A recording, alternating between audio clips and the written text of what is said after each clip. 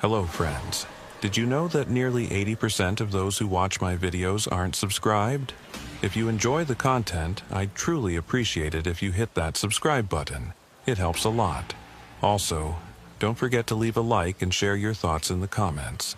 Your interaction not only supports the channel's growth, but also helps these stories reach more people. Thank you all for being here. By the way, where are you watching from? Let me know in the comments.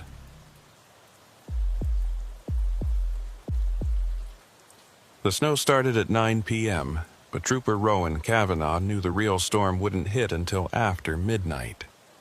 The Weather Service had been issuing warnings all day about a massive nor'easter moving down from Canada, bringing with it whiteout conditions and temperatures well below freezing. By the time Rowan clocked in for the night shift at the Plattsburgh Barracks, the highways were already starting to ice over. He'd been with the New York State Police for 6 years, the last 3 assigned to patrol the northern stretch of Interstate 87, also known as the Northway. It was a lonely assignment, especially in winter. The Adirondack wilderness stretched out on either side of the highway for miles, nothing but dense forest and frozen lakes. During storms like this, the road could go hours without seeing a single vehicle. Most people had the sense to stay home. Rowan didn't mind the solitude. He'd grown up in these mountains, knew them as well as anyone could.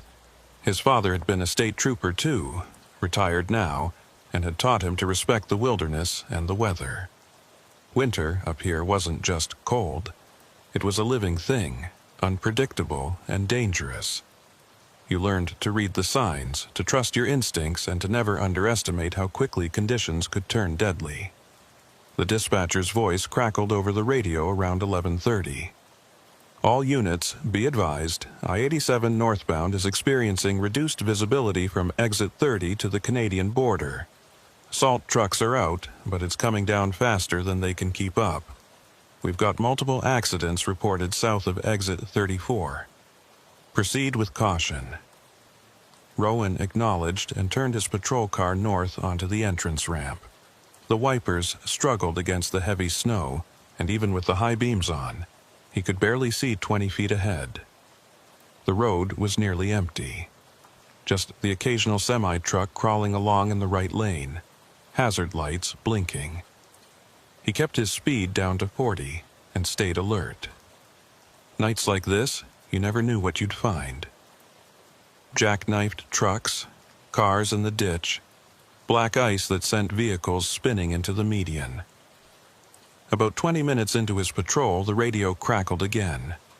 This time it was a different tone, more urgent. Unit 47, we have a 911 callback for you.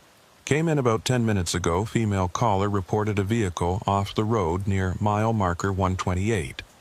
Call disconnected before we could get details.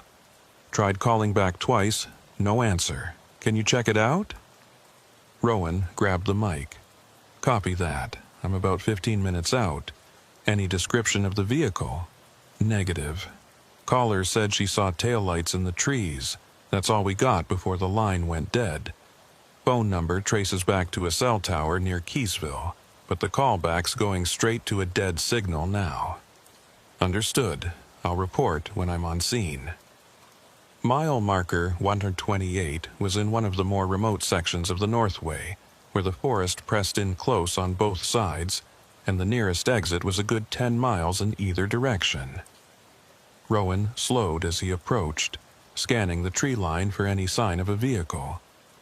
The snow was coming down in thick sheets now, and the wind had picked up, howling across the empty highway. Visibility was down to almost nothing. He spotted the break in the guardrail just past the marker. Fresh damage. The metal twisted outward where something had punched through. Rowan pulled onto the shoulder and activated his light bar, the red and blue glow reflecting off the swirling snow. He radioed in his position, then grabbed his flashlight and stepped out into the storm. The cold hit him like a wall. Even with his heavy jacket and gloves, the wind cut right through. He made his way to the guardrail and shined his light down the embankment. The beam barely penetrated the darkness, but he could make out tire tracks leading down into the trees. They were already filling in with fresh snow, but they were there. Someone had definitely gone off the road here. Rowan carefully made his way down the slope, using trees for support. The ground was steep and icy, and more than once he nearly lost his footing. About 30 feet down, the tracks ended at a massive pine tree, but there was no vehicle. Just the tracks leading right up to the tree, and then nothing. No car, no debris, no sign of impact. Just undisturbed snow beyond the tree. He stood there for a moment, confused. The tracks were fresh. Couldn't have been more than an hour old, but the vehicle that made them had simply vanished. He swept his flashlight in a wide arc, checking the surrounding area. Nothing. The forest was silent except for the wind in the branches and the hiss of falling snow. Rowan climbed back up to the highway and got on the radio. "Dispatch, Unit 47. I'm at mile marker 128. Found tire tracks leading off the embankment, but no vehicle. Tracks end at a tree line about 30 feet down. No signs of impact or debris. It's possible the vehicle kept going and the tracks filled in, but I can't see any further trail." "Copy that, 47. We'll send a tow truck to assist with the search when one becomes available. All our trucks are tied up with accidents farther south. Might be a couple of hours." "Understood. I'm going to do a wider search on foot, see if I can find anything else." Rowan spent the next 40 minutes combing the area, working his way through the trees in a grid pattern. The snow made it almost impossible to see anything, and the cold was starting to seep through his clothes. He found nothing. No footprints, no broken branches, no piece of a vehicle. It was as if the car had driven down the embankment and simply ceased to exist. He was about to head back to his patrol car when his phone rang. Not the radio, his personal cell phone. He pulled it from his pocket and looked at the screen. Unknown number. He almost didn't answer, but something made him press the button. "Hello?" Silence. Just a faint static crackling on the line like the sound of an old television tuned to a dead channel. Then, very faint, he heard something that made his blood run cold. It was a voice, distant and distorted, but unmistakably human. It said, "Help me. I'm still here." The line went dead. Rowan stood frozen in the middle of the forest, snow piling up on his shoulders. He tried calling the number back, but it wouldn't connect. Just an automated message saying the number was not in service. He stared at his phone for a long moment, then looked around at the dark trees pressing in on all sides. The forest suddenly felt very large and very empty. He made his way back to his patrol car and got inside, brushing snow off his jacket. His hands were shaking, and not just from the cold. He sat there with the engine running, trying to make sense of what he'd just heard. It had to be a mistake, maybe a glitch in the phone system or a crossed line. But the voice had sounded so desperate, so real. The radio crackled. "Unit 47, we just got another 911 call, same number as before. Female caller, very distressed. Said she's trapped in her car and can't get out." Then the line cut off again. "We're still showing your location at mile marker 128. Any sign of the vehicle?" Rowan grabbed the mic, his mind racing. "Negative, dispatch. I've searched the entire area. There's no vehicle here. Are you sure about the location?" "That's what the cell tower triangulation is showing. Should be right on top of you." Rowan looked out at the empty highway, then back down the embankment where the tracks had led to nowhere. The snow was falling even harder now, the wind shaking his patrol car. Somewhere out there in the darkness, someone was calling for help, but where they were calling from, he had no idea. "Dispatch, I'm going to continue searching. Keep trying that number. If you get through, tell them to stay on the line and try to give me something to work with, landmarks or anything they can see." "Copy that. Be careful out there, Rowan. This storm's only getting worse." He put the car in gear and slowly rolled forward along the shoulder, scanning both sides of the highway with his spotlight. The beam cut through the snow, illuminating nothing but white and the dark shapes of trees. He drove for another mile, then turned around and headed back south, checking every inch of the roadside. Nothing. No vehicles, no lights, no signs of life. Just the empty highway disappearing into the blizzard. His phone rang again. This time he answered immediately. "Hello? Can you hear me?" The static was louder now, but beneath it he could hear breathing. Rapid, panicked breathing. And then the voice again, clearer this time. "Please, you have to help me. I can't get out. It's so cold." "Where are you?" Rowan said urgently. "Tell me what you can see. What mile marker? What exit?" "I don't know," the voice said. "I went off the road. My car hit something. I'm in the trees. I can see the highway, but no one's stopping. Please, you have to find me." "What kind of car are you driving? What color?" It's a silver Honda. Please hurry. It's so cold and I can't feel my legs." The line went dead again. Rowan's heart was pounding now. He grabbed the radio. "Dispatch, I just spoke with the caller. She says she's in a silver Honda, went off the road into the trees. She can see the highway from her location. I need that tow truck here now, and I need more units to help search.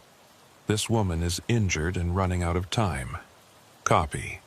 We're dispatching everyone we can, but it's going to be at least 30 minutes.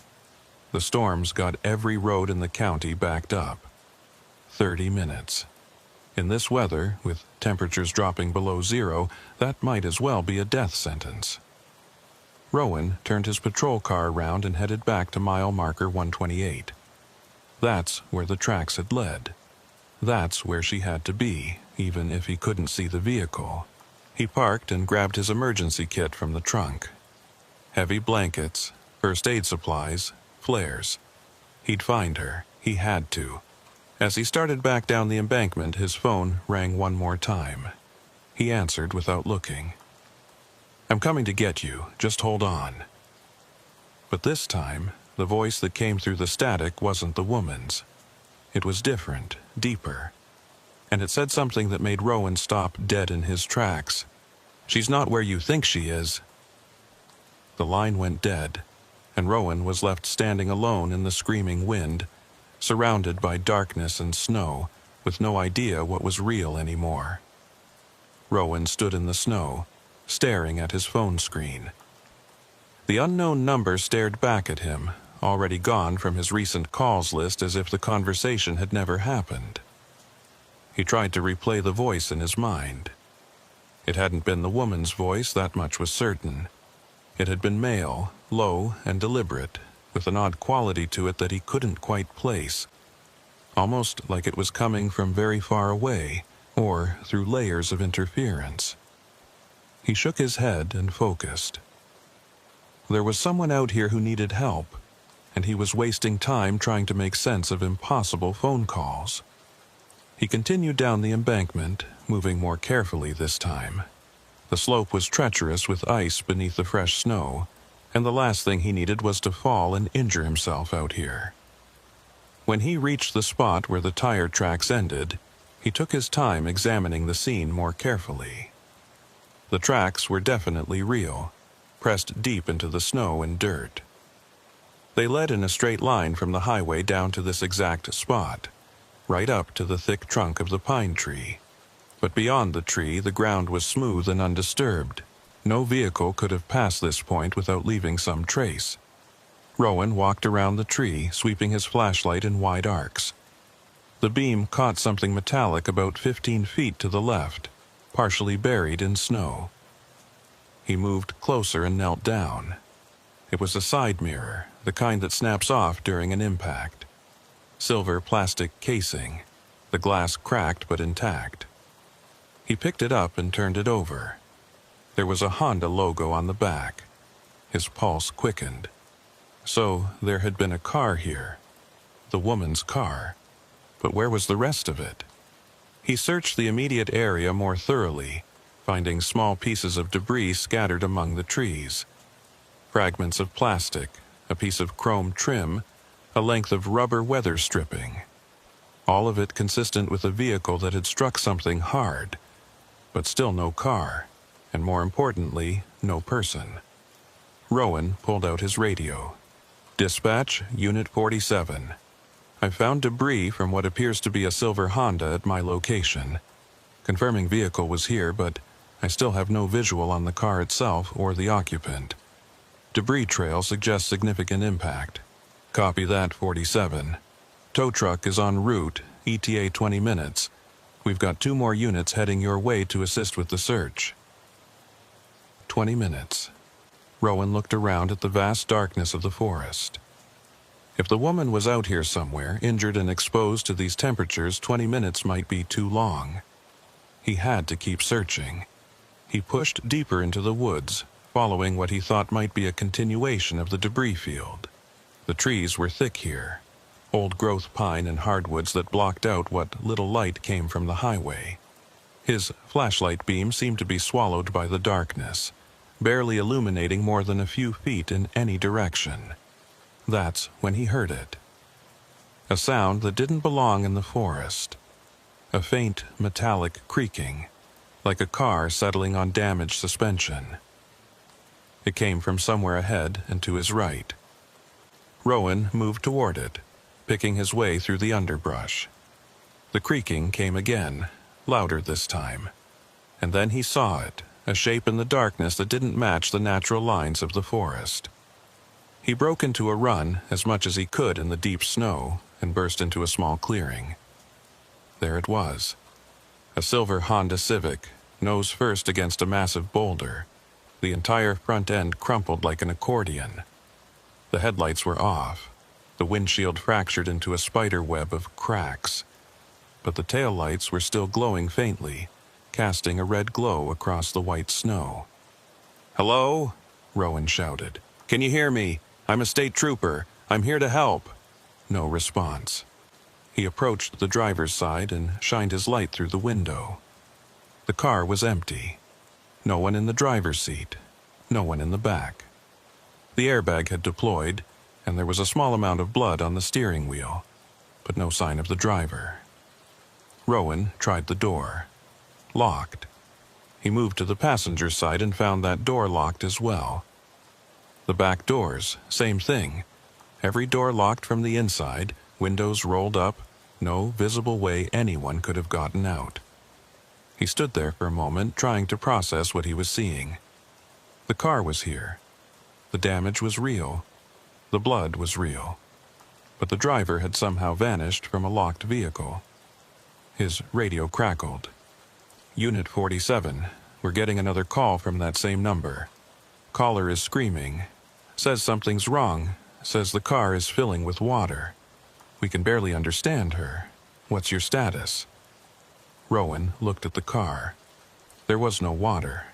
The windows were fogged from the inside, but he could see clearly enough to know the interior was dry. "Dispatch, I'm standing next to the vehicle right now. It's empty. Doors are locked from the inside. There's no water, no driver, no sign of forced exit. Something is very wrong here." Static. Then, "Say again, 47? You're breaking up." "I said the car is empty. There's no one here." More static, and then a different voice came through. Not the dispatcher. A woman's voice, desperate and terrified. "Please, you have to help me. I can't breathe. The water's up to my chest." Rowan grabbed the radio. "Where are you?" "I'm at your car right now. You're not here." "I'm in the car. I'm in my car. Why can't you see me?" He looked at the Honda, sitting silent and empty in the clearing. Looked at the fogged windows. And as he watched, something impossible happened. A handprint appeared on the inside of the driver's side window. Small, feminine, pressing against the glass as if trying to push through. And then another handprint, and another, all over the windows, as if someone inside was frantically trying to get out. But there was no one inside. The car was empty. Rowan's skin went cold. He approached the window slowly, his breath forming clouds in the freezing air. The handprints were real. He could see them clearly. Fresh moisture on the glass, the distinct outline of fingers and palms.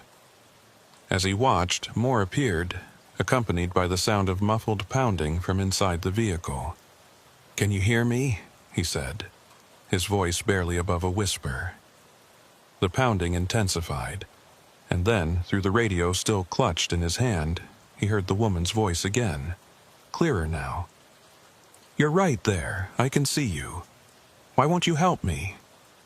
Rowan backed away from the car. This wasn't possible. None of this was possible. He was looking at an empty car, but someone was inside, someone he couldn't see. His phone rang. He almost didn't answer, but his training took over. He pressed the button. "This is Trooper Kavanaugh."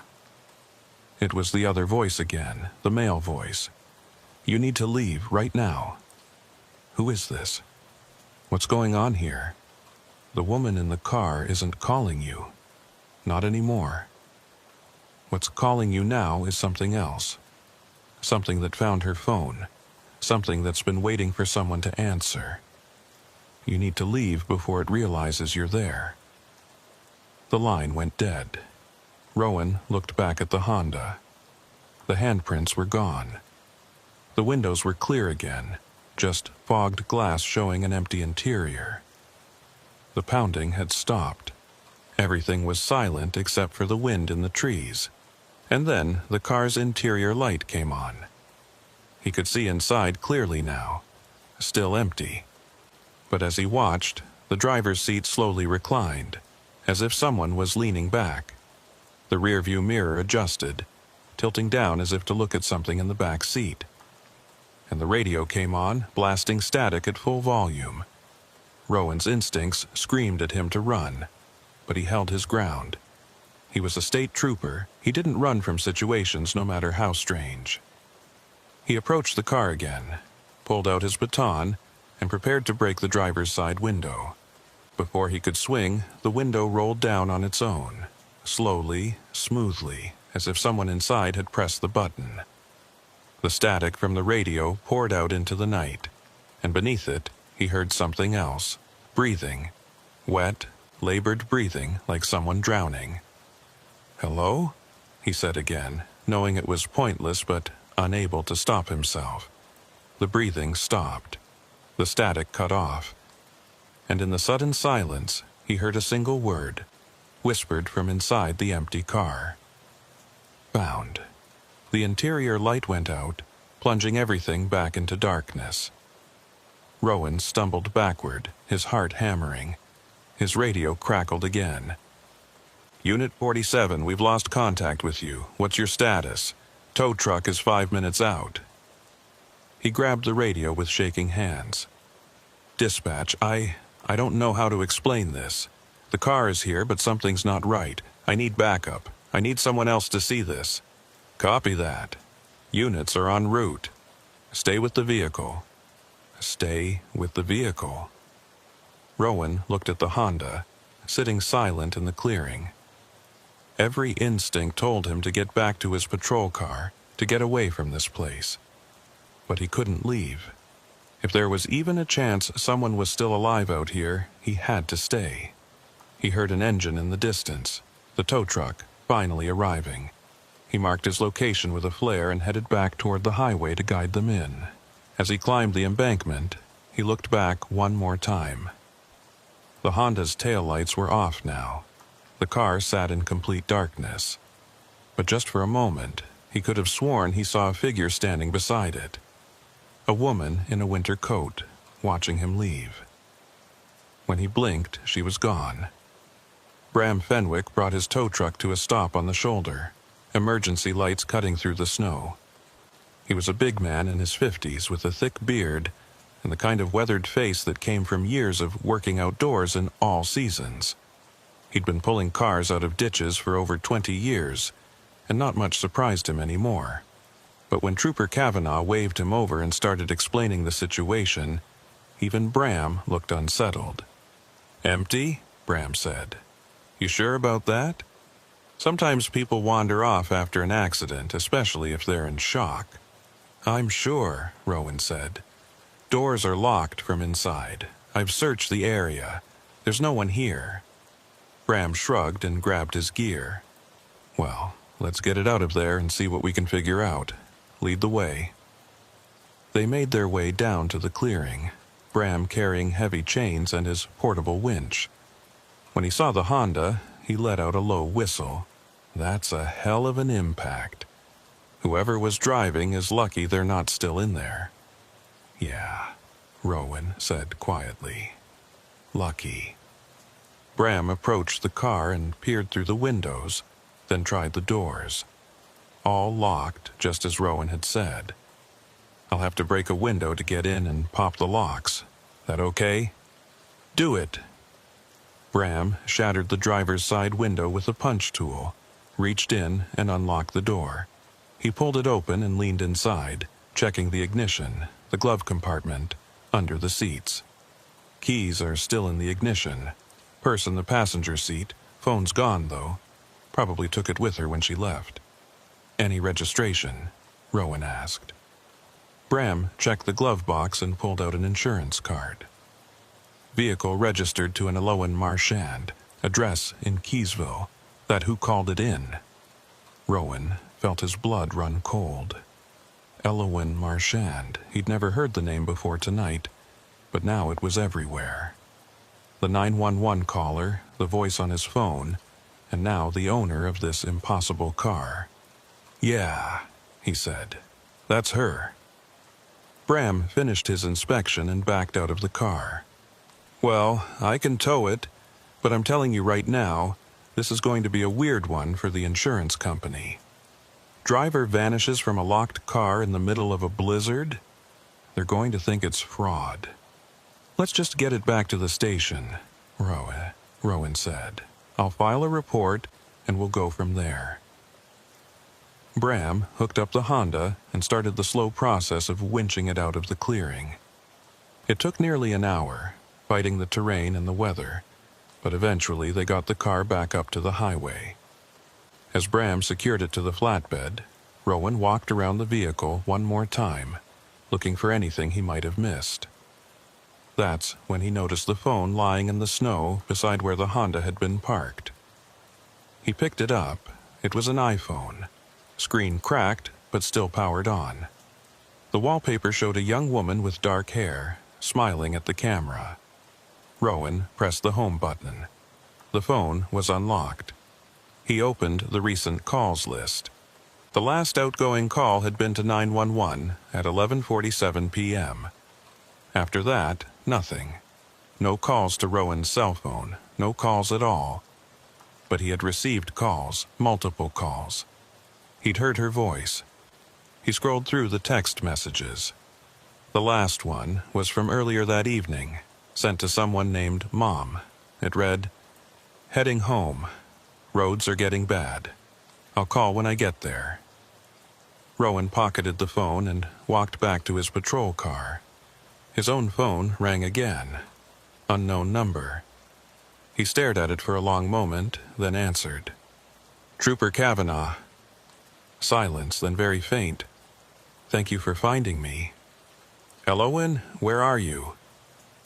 But the line was already dead. Bram finished loading the Honda and walked over. "All set. I'll take it to the impound yard in Plattsburgh. You want to follow me in?" "Yeah," Rowan had said, still staring at his phone. "Yeah, I'll follow you." They drove south through the blizzard, the tow truck's lights barely visible through the snow. Rowan kept checking his mirrors, half expecting to see something following them. But there was nothing. Just the empty highway and the storm. When they reached the impound yard, Bram unloaded the Honda and parked it in one of the covered bays. Under the fluorescent lights, the damage looked even worse. The entire front end was destroyed, the engine compartment crushed. It was a miracle anyone had survived. Except no one had survived, because no one had been in the car when he found it. Rowan helped Bram process the paperwork, then headed back to the barracks to file his report. It was nearly 4 in the morning by the time he sat down at his desk.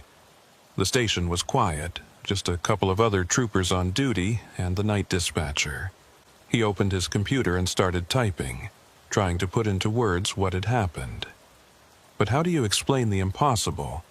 How do you write that you found an empty car that wasn't empty, that you received calls from a phone that never made them, that you heard a voice calling for help from somewhere you couldn't reach? In the end, he kept it simple. Vehicle accident, driver not located at scene, ongoing investigation.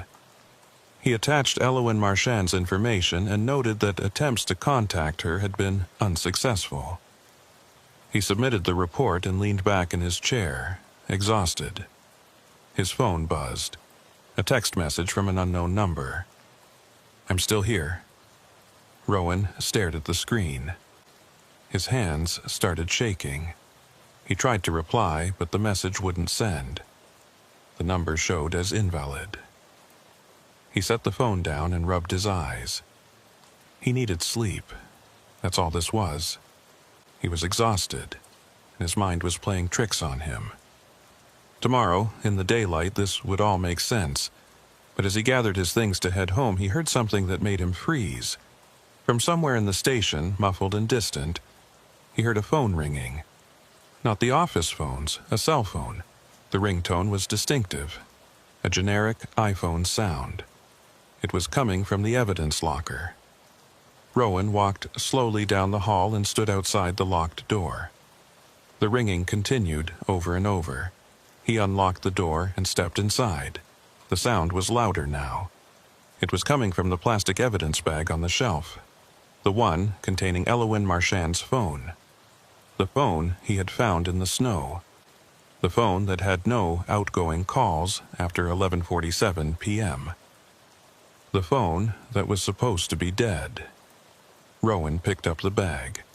Through the plastic, he could see the screen glowing. Incoming call, unknown number.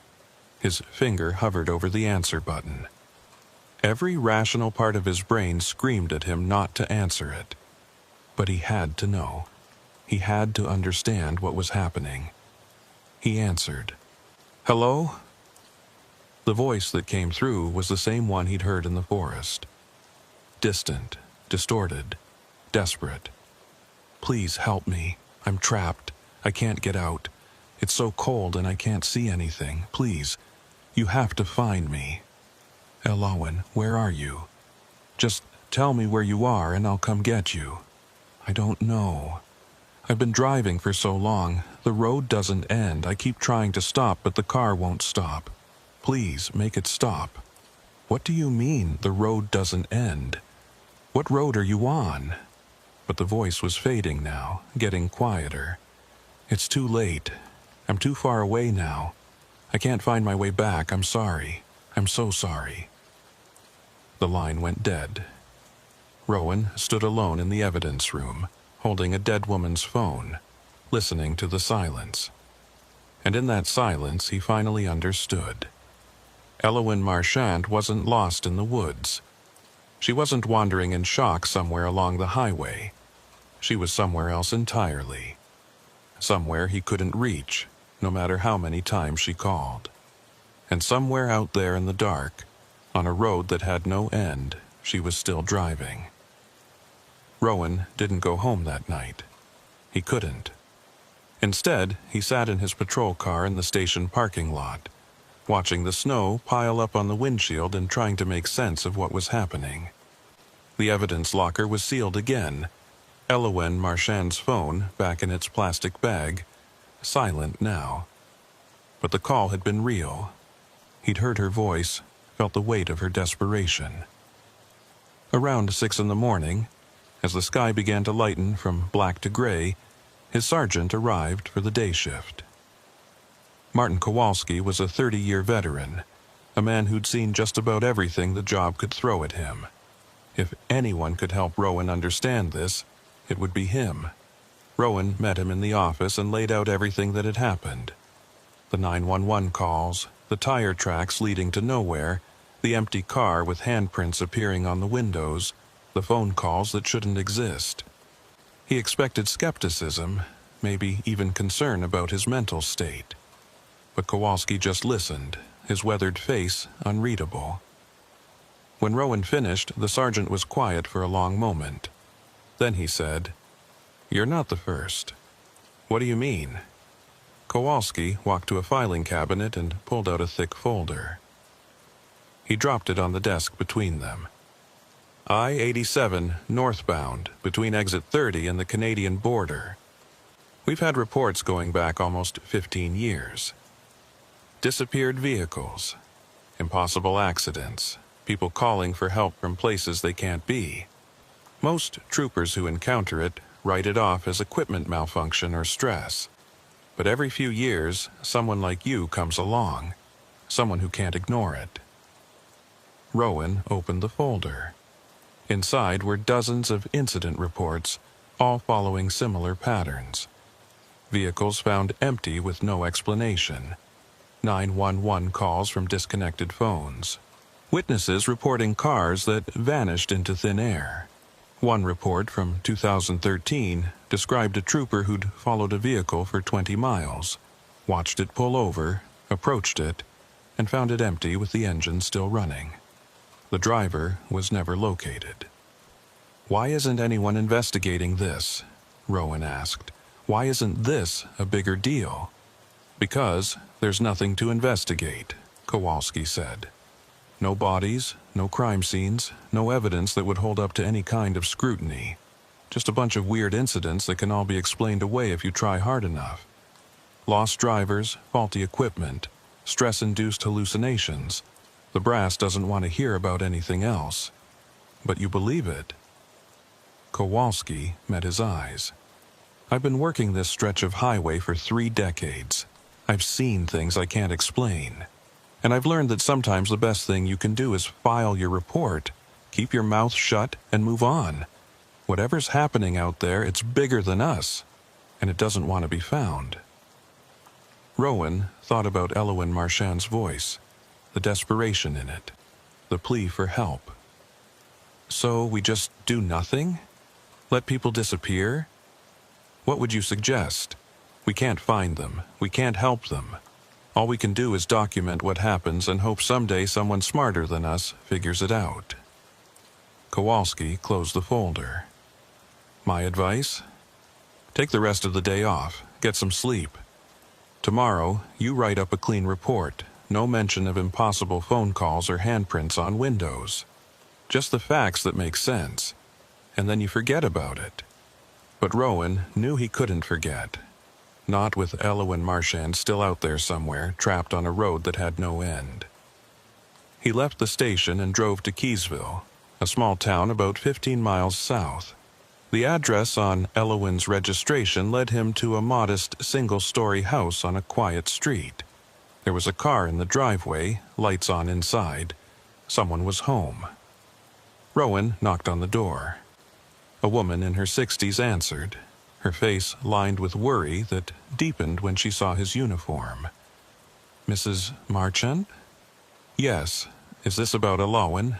She never came home last night. I've been calling and calling, but her phone just goes to voicemail. I was about to file a missing person report." "Can I come in? I need to ask you some questions." They sat in a small, neat living room. Family photos covered the walls. Rowan saw Elowen in many of them, a young woman in her late 20s with dark hair and a bright smile. In one photo, she was standing next to a silver Honda Civic. "When did you last speak with your daughter?" Rowan asked. "Yesterday evening, around 8 o'clock. She called to say she was leaving work and heading home. She works at a medical office in Plattsburgh. The roads were getting bad, and I told her to be careful." Mrs. Marchand's voice cracked. "That was the last time I heard from her. What's happened? Please, just tell me." Rowan chose his words carefully. "We found her car early this morning. It had gone off the road near mile marker 128. She wasn't in the vehicle when we arrived." "What do you mean she wasn't in it? Where is she?" "We don't know. We've searched the area extensively.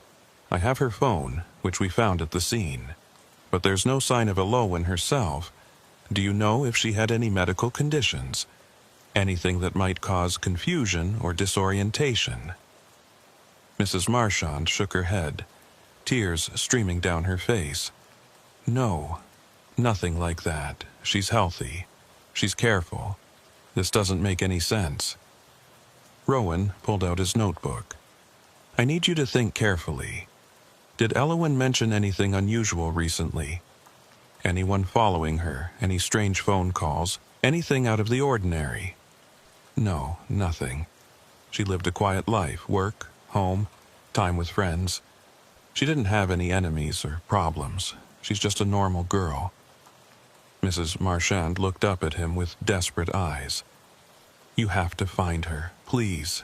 She's all I have." "We're doing everything we can," Rowan said, though the words felt hollow. How could he explain that her daughter might be somewhere he couldn't reach? Somewhere that existed between the cracks of reality. He gave Mrs. Marchand his card and promised to call as soon as they had any information. As he walked back to his patrol car, his phone rang. He checked the screen. Unknown number, he answered immediately. "Elowen?" But it wasn't her voice this time. It was the other voice, the male one that had warned him before. "You need to stop looking for her. Every time you try to find her, you pull her further away. She's trapped in a loop, and your searching is making it worse." "Who are you? How do you know this?" "Because I was like her once. I went off that same stretch of road in 2007. I've been trying to find my way back ever since." The voice was clearer now, less distorted. It sounded tired, infinitely weary. "There are dozens of us out here, maybe hundreds, all driving the same road, unable to stop, unable to turn around. The more people try to find us, the further we drift. That's insane. That's not possible. You've seen it yourself. You've heard her. You know I'm telling the truth. The only way to help her is to let her go. Stop searching. Stop answering the calls. Maybe then she'll find her own way back." "I can't do that. I'm a cop. It's my job to help people." "Then you're condemning her to drive that road forever." "Your choice, Trooper Kavanaugh." The line went dead. Rowan sat in his car, hands gripping the steering wheel. He thought about the folder in Kowalski's office. All those unsolved cases spanning 15 years. All those people who'd vanished on the same stretch of highway. Were they all out there somewhere, trapped on an endless road, unable to escape? His phone rang again. This time it was the dispatcher. "Unit 47, we need you back in service. We've got another accident on I-87, northbound near mile marker 134. Single vehicle. Caller says they need assistance." Rowan's blood went cold. Mile marker 134 was only 6 miles north of where he'd found Elowen's car. "Copy that. I'm heading there now." He drove north through the continuing snowstorm, his mind racing. Was this another one? Another person being pulled into whatever impossible place had taken Elowen? He had to get there fast. Had to see if he could stop it from happening again. When he reached mile marker 134, he saw the vehicle immediately. It was pulled over on the shoulder, hazard lights blinking. A dark blue sedan, engine running, wipers going. Nothing appeared wrong with it. No damage, no flat tire. Just a car sitting on the side of the highway. Rowan pulled up behind it and activated his light bar. He approached cautiously, flashlight in hand. The windows were fogged, but he could make out a figure in the driver's seat. He tapped on the window. The window rolled down, and a man in his 40s looked up at him with confused eyes. "Thank God. I've been sitting here for an hour and no one would stop. What seems to be the problem?" "I don't know. I was driving north, heading to Montreal, and I suddenly couldn't remember where I was going. Like, I knew I was supposed to be somewhere, but I couldn't remember where or why. And then, I couldn't figure out which exit to take. so I pulled over to get my bearings, but the man trailed off, looking lost. I still don't know where I'm going. Rowan felt a chill run down his spine. How long have you been driving tonight? I left Albany around 6. Should have been here by 9 or 10, but I kept missing my exit. Every time I thought I was getting close, I'd pass it somehow. I've driven past the same rest stop 3 times. The man looked at Rowan with growing fear. What's happening to me? Am I having a stroke or something? Do you feel any pain? Numbness? Difficulty speaking? No, I feel fine. I just can't think straight. It's like my mind is foggy. Rowan made a decision. I need you to turn off your engine, get out of the car, and come sit in my patrol car.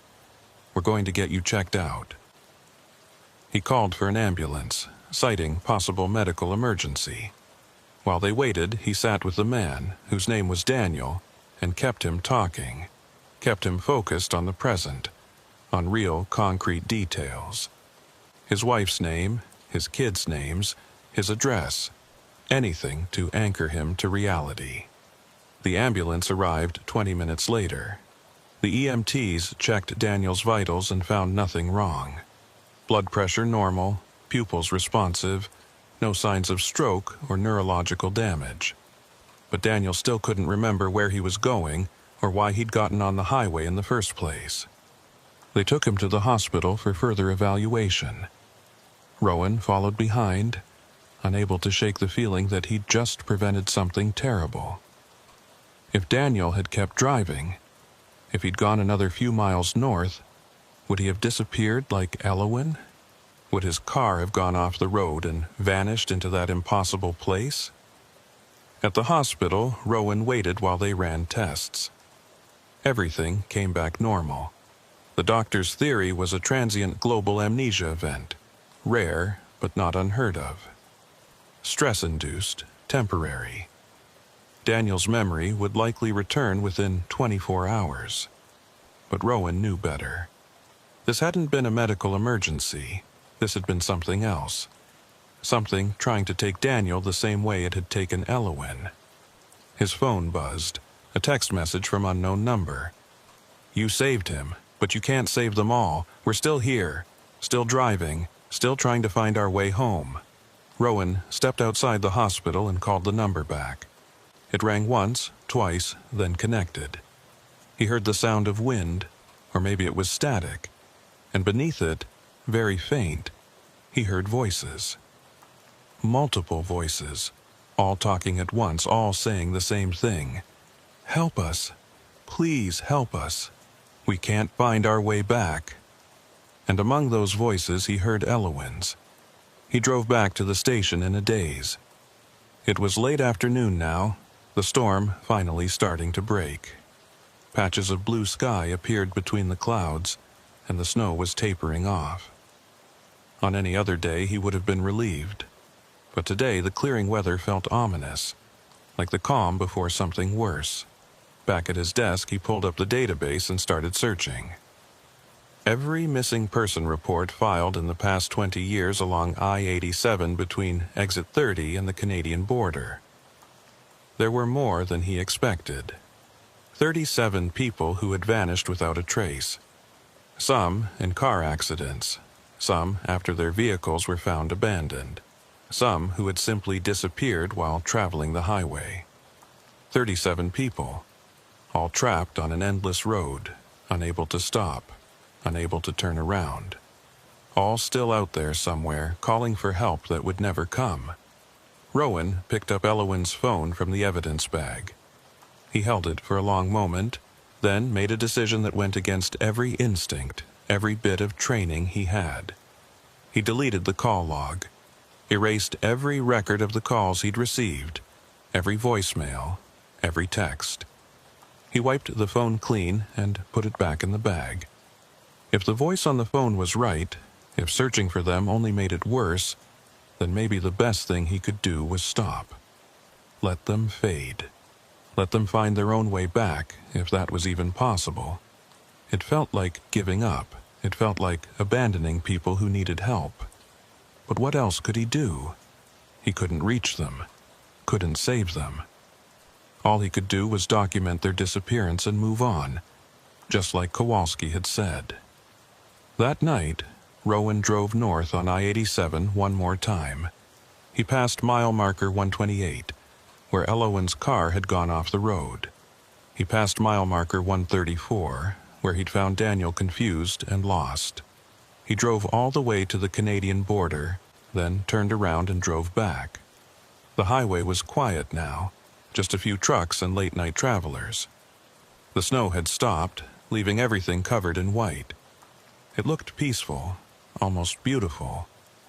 But Rowan couldn't shake the feeling that he was being watched, that somewhere out there, on a road parallel to his but impossibly far away, 37 people were driving through their own endless night. His phone rang. Unknown number. He let it go to voicemail.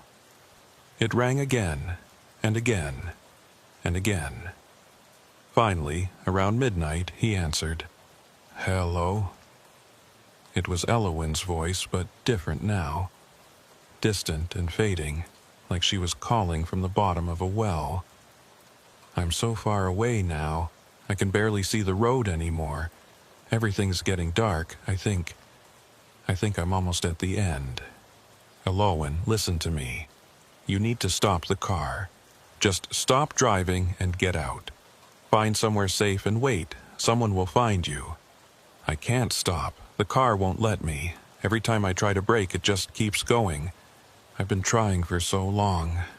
Her voice cracked. "I'm so tired. I just want to go home."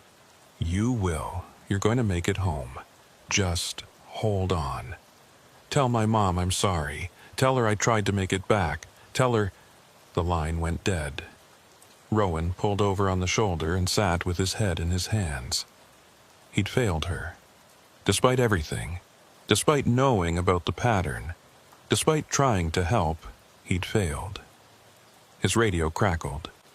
"All units be advised. We have a report of a vehicle accident on I-87 northbound, mile marker 128.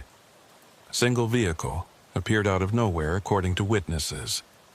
First responders are on scene." Mile marker 128. The same spot where this had all started. Rowan turned his patrol car around and headed back. He knew what he would find. He'd known since the moment Elowen's voice had faded away. When he arrived at the scene, emergency vehicles were already there, their lights painting the snow red and blue. A silver Honda Civic sat in the middle of the northbound lane, engine off. No visible damage. The same car he'd found in the woods 12 hours earlier. The same car that was supposed to be locked in the impound yard in Plattsburgh. Bram Fenwick was there too, standing next to his tow truck with a confused expression. He saw Rowan and walked over. "This is the damnedest thing. That's the same car I pulled out of the woods this morning. I left it at the impound myself. How the hell did it get back here?" "I don't know," Rowan said, though he was starting to understand. He approached the Honda. Other troopers were already on scene, documenting everything. Through the window, he could see someone in the driver's seat. A woman with dark hair, slumped forward against the steering wheel. One of the troopers opened the door and checked for a pulse. He looked up at Rowan and shook his head. "She's gone. Looks like she's been dead for several hours.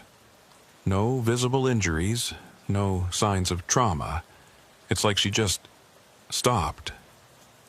Rowan looked at the woman's face. It was Elowen Marchand. She'd finally made it back. But she'd come back too late. The medical examiner arrived and pronounced her dead at the scene. Cause of death would need to be determined by autopsy, but preliminary examination suggested hypothermia. Her body temperature was far below normal, as if she'd been exposed to extreme cold for an extended period. But that didn't make sense. The car's heater had been running when they found it, and she'd only been missing for 12 hours. Not nearly long enough to die from exposure. Unless she'd been somewhere else, somewhere much colder, where time moved differently. Somewhere she'd been trapped for far longer than 12 hours. As they loaded her body into the ambulance, Rowan's phone rang one last time. Unknown number. He answered, already knowing what he would hear. It was Elowin's voice, but not the desperate, frightened voice he'd heard all night. This voice was calm, almost peaceful. "Thank you for trying to help me. Thank you for not giving up. I'm home now. Finally, home. I'm sorry I couldn't save you. You did save me. You brought me back. That's all I wanted, to come home." A pause. "But there are others still out there. Still driving. Still lost. They're calling out too, hoping someone will answer. Someone like you. I can't help them. I don't know how. You'll figure it out. You have to. Because if you don't, they'll keep driving forever. And eventually the road will take more. It always does." The line went dead for the last time. Rowan stood on the shoulder of I-87, watching the ambulance drive away with Elowin's body. Around him, the other troopers were wrapping up, documenting the scene, filing their reports. To them, this was just another tragic accident. A woman who'd crashed in the storm, wandered away in shock, and somehow made it back to the highway before succumbing to hypothermia. But Rowan knew the truth, and he knew that somewhere out there, on a road that existed between the cracks of reality, 36 other people were still driving, still hoping, still calling for help. He got back in his patrol car and sat there for a long time, watching the snow fall again in the headlights. His phone was silent now. No more calls from unknown numbers, no more voices begging for rescue. But he knew it wouldn't last. The road was hungry. It would take more. And when it did, his phone would ring again, and he would have to decide whether to answer. 3 weeks passed. Rowan tried to move on, tried to focus on routine patrols and normal calls. Speeding tickets, disabled vehicles, the occasional drunk driver, the mundane work of a state trooper. But every time he drove past mile marker 128, he felt it. A pull, like invisible hands reaching out from somewhere beyond the guardrail, trying to drag him off the road and into that other place. He'd stopped answering calls from unknown numbers, let them all go to voicemail. Most were spam, robocalls about extended car warranties and unpaid taxes. But sometimes, late at night when he was alone in his patrol car, he'd check those voicemails and hear nothing but static. Static that almost sounded like voices, if you listened long enough. Static that seemed to whisper his name. The official report on Elowin Marchand's death had been ruled accidental.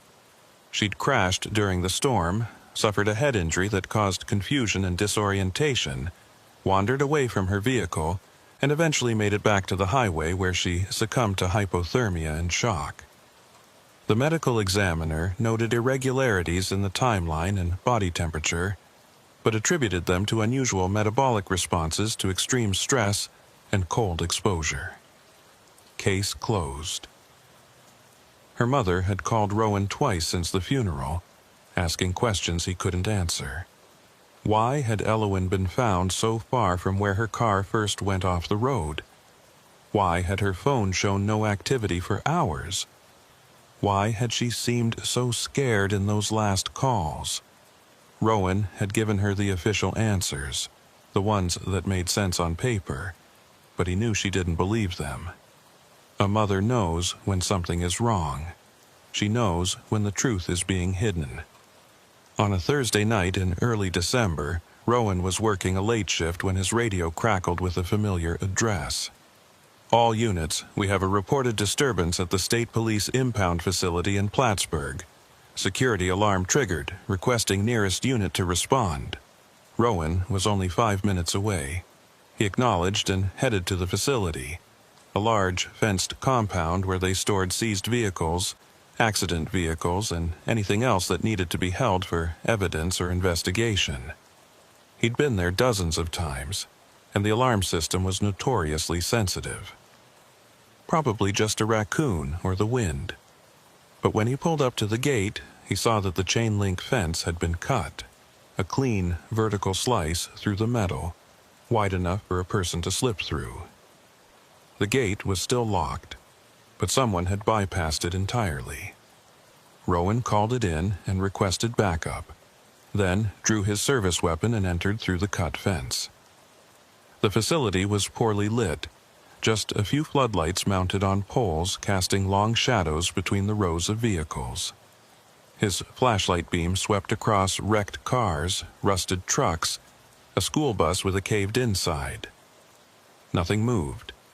He made his way toward the main storage building where the more recent arrivals were kept. The door was ajar, hanging open on its hinges. He pushed it wider and stepped inside.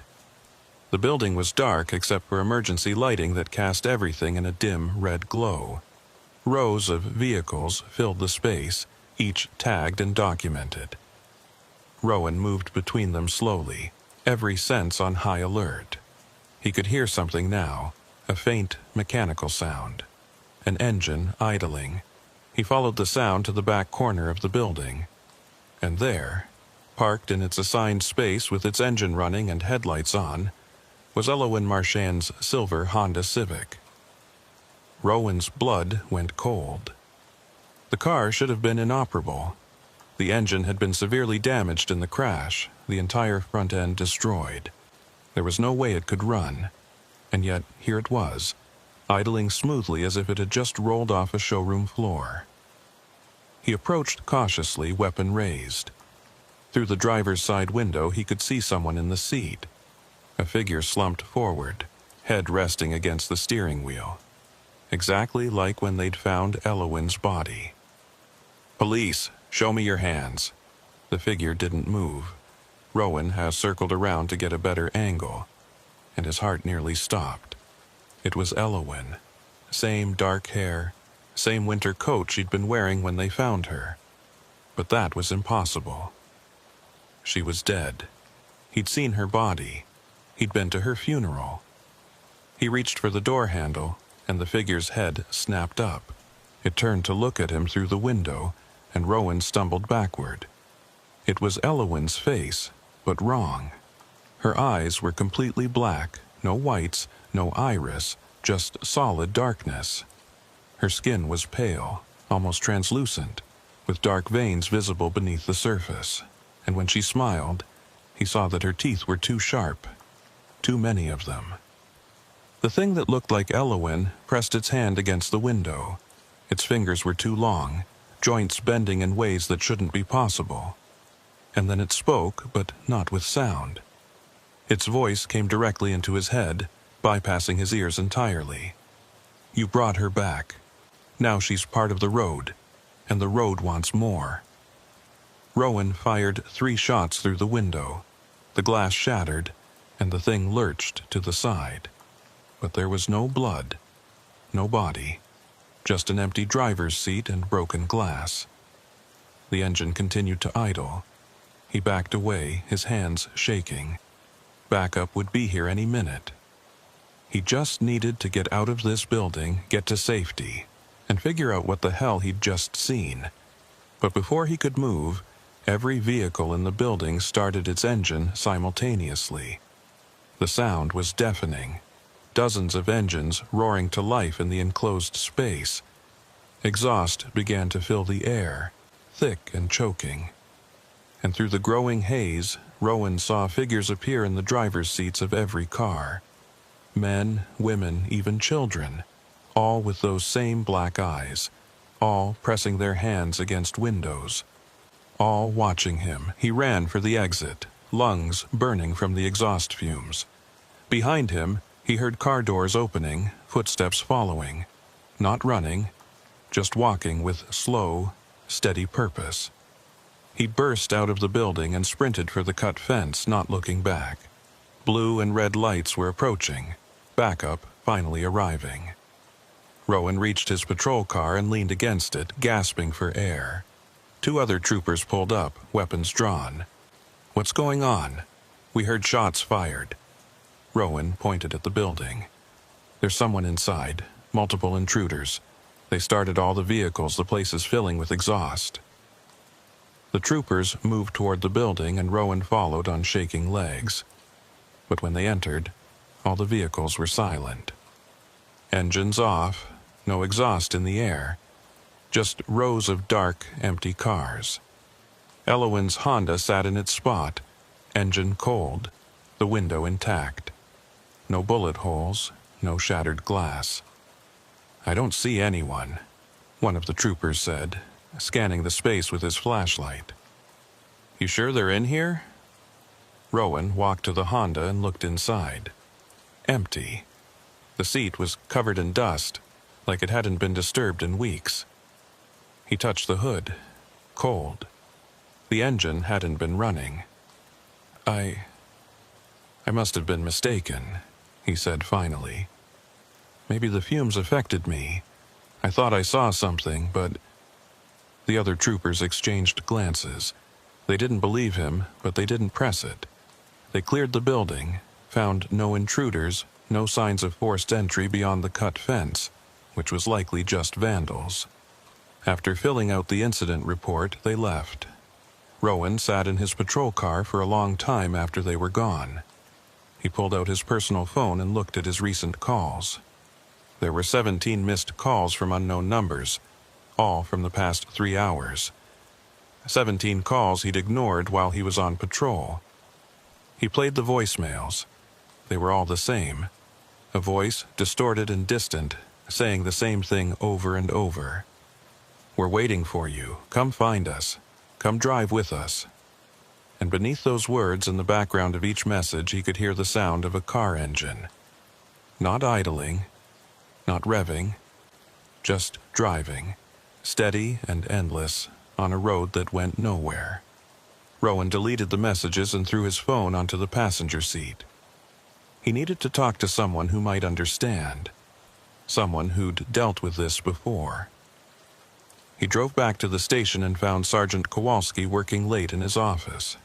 I saw something tonight," Rowan said without preamble. "At the impound facility. I saw Elowin Marchand sitting in her car, but she's dead. She's been dead for 3 weeks." Kowalski looked at him with tired eyes. "I told you to let it go. I told you to move on." "I can't. Whatever took her. It's not finished. It's still out there and it's getting stronger. Tonight it came here, to the station. It's not staying on the highway anymore. What do you want me to do about it? Tell me the truth. All of it. You said you've seen things you can't explain. What exactly have you seen?" Kowalski was quiet for a long moment. Then he closed his office door and sat back down. 15 years ago, I responded to an accident on I-87. A single vehicle went through the guardrail near mile marker 128. When I got there, I found the car at the bottom of the embankment, engine still running. The driver was trapped inside, leg pinned by the dashboard. He was conscious, coherent. I called for rescue, told him to hang on. He paused, his face pale at the memory. While we waited, he told me he'd been driving for 3 days. Said he couldn't stop, couldn't find his exit, couldn't remember where he was going. But that was impossible because his car had been reported stolen only 6 hours earlier in Albany. I thought he was confused from the crash. Then rescue arrived, and we started cutting him out of the vehicle. It took about 20 minutes. But when we finally freed him and pulled him out, what?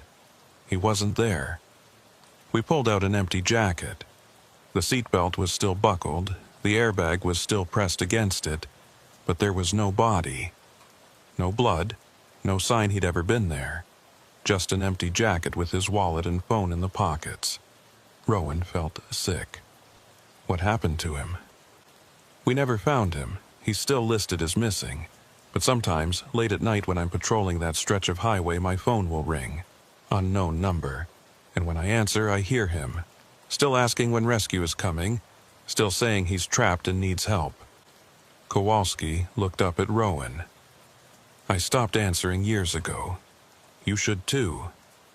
But there has to be something we can do. Some way to stop this. Stop what? We don't even know what it is. A phenomenon? A haunting? Some kind of spatial anomaly? All we know is that section of highway takes people, and sometimes they call from wherever they've gone. The best we can do is document it and hope someone smarter figures it out someday. Rowan shook his chest. That's not good enough. These are people, not statistics in a file. They deserve better than to be forgotten. Then what's your plan? You going to drive up there and wait for it to take you too? You think you can fight it from the inside? The idea was insane, suicidal, but a part of Rowan considered it. If he let himself be taken, if he went to wherever Elwyn and the others had gone, maybe he could find a way to bring them back. Maybe he could understand what was happening and stop it. Kowalski must have seen something in his expression because he stood up and pointed at Rowan. Don't even think about it. You go chasing after ghosts, you'll end up one yourself. I've seen it happen. Good cops, convinced they can save everyone, throwing themselves into situations they can't handle. It never ends well. So I'm supposed to just accept that people disappear and there's nothing I can do. You're supposed to do your job. Answer calls, write reports, help the people you can actually help. The rest, Kowalski shrugged. The rest is beyond us. Rowan left the office feeling more frustrated and helpless than ever. He drove home in silence, his phone face down on the seat next to him so he wouldn't see if it rang. But even without looking, he could feel it. The pull of that road. The whisper of voices calling from somewhere between here and there. At home, he couldn't sleep. He lay in bed, staring at the ceiling, thinking about Elwyn's last words. There are others still out there. Still driving. Still lost. 36 people, according to his research. 36 souls trapped on an endless highway, unable to stop, unable to escape. His phone buzzed on the nightstand. A text message. Unknown number. He picked it up, knowing he shouldn't, unable to stop himself. The message read, Mile marker 128, tomorrow night, 2:37 a.m. Come alone, we'll be waiting. Rowan stared at the message until his screen went dark. He had a choice to make. He could ignore it, delete it, pretend he'd never seen it. Go on with his life and his career, file reports and answer calls and let the mystery remain unsolved. Or he could go. The next night, December 18th, Rowan clocked in for his shift and drove north on I-87. It was another clear night, cold but dry, with a half moon providing just enough light to see the forest on either side of the highway. Traffic was light, just the usual long-haul truckers making their runs. At 2 a.m., he positioned his patrol car on the shoulder near mile marker 128, the same spot where this had all started. He sat with the engine running, heat on, watching the clock on his dashboard tick slowly forward. 2:15 a.m., nothing. 2:25 a.m. A semi-truck passed, its running lights glowing in the darkness. 2:35 a.m. Rowan's radio crackled with routine traffic. Another trooper calling in a traffic stop 40 miles south. The temperature inside the patrol car dropped 20 degrees in an instant. Rowan's breath came out in visible clouds. His radio cut to static, then died completely. The dashboard lights flickered and went out. Only his headlights remained, cutting through the darkness ahead. And in that cone of light, a car appeared. Not driving toward him, just suddenly there, as if it had materialized from nothing. A silver Honda Civic, sitting in the middle of the northbound lane. Rowan's heart was pounding. He grabbed his flashlight and stepped out of the patrol car. The cold was incredible. far below what the weather forecast had predicted. His breath crystallized in front of his face. He approached the Honda slowly. It was Elowin's car, he was sure of it. Same damage to the front end, same license plate. But it shouldn't be here. It was locked in the impound facility. He looked through the driver's side window. Empty. But on the dashboard, illuminated by his flashlight beam, was a piece of paper. He tried the door. Unlocked. He opened it and picked up the paper. It was a hand-drawn map. Simple, crude, but clear. It showed I-87 running north-south, and beside it, another line. A parallel road running in the same direction but separate, disconnected. And on that parallel road, small X marks. 36 of them. Rowan understood. The other road. The place where they'd all gone. It ran alongside the real highway, close enough to see it, close enough to call for help, but impossibly far away. A space between spaces, accessible only through whatever cosmic flaw existed at this location. He looked up from the map and realized his patrol car was gone. The entire highway was gone. He was standing on a different road now, one that looked almost identical to I-87, but wrong in subtle ways. The pavement was darker, the mile markers were in the wrong positions, and the forest on either side was too thick, too dark, pressing in from all directions. And ahead of him, stretching into the distance, he saw taillights. Dozens of vehicles all driving north at a slow, steady pace. Never stopping, never turning. Just driving endlessly into the night. Rowan started walking toward them. He passed abandoned cars on the shoulder, some modern, some decades old. All empty. He passed mile marker 128, then 129, then 130. The numbers seemed wrong, out of order. Sometimes they repeated. Sometimes they skipped. After walking for what felt like hours, but might have been minutes, he reached the convoy of moving vehicles. He could see the drivers now through their windows. Men and women all staring straight ahead with those black, empty eyes. Not people anymore. Not quite. But among them he saw a car he recognized. A blue sedan. Daniel's car. The confused man he'd saved from the highway weeks ago. The man who couldn't remember where he was going. Rowan ran alongside it and looked through the window. Daniel sat behind the wheel, hands gripping tight, eyes black as oil. He turned to look at Rowan, and for just a moment something human flickered across his face. Recognition. Fear. And then it was gone, replaced by that blank, endless stare. "I saved you," Rowan said. "You were at the hospital. You went home." Daniel's mouth moved.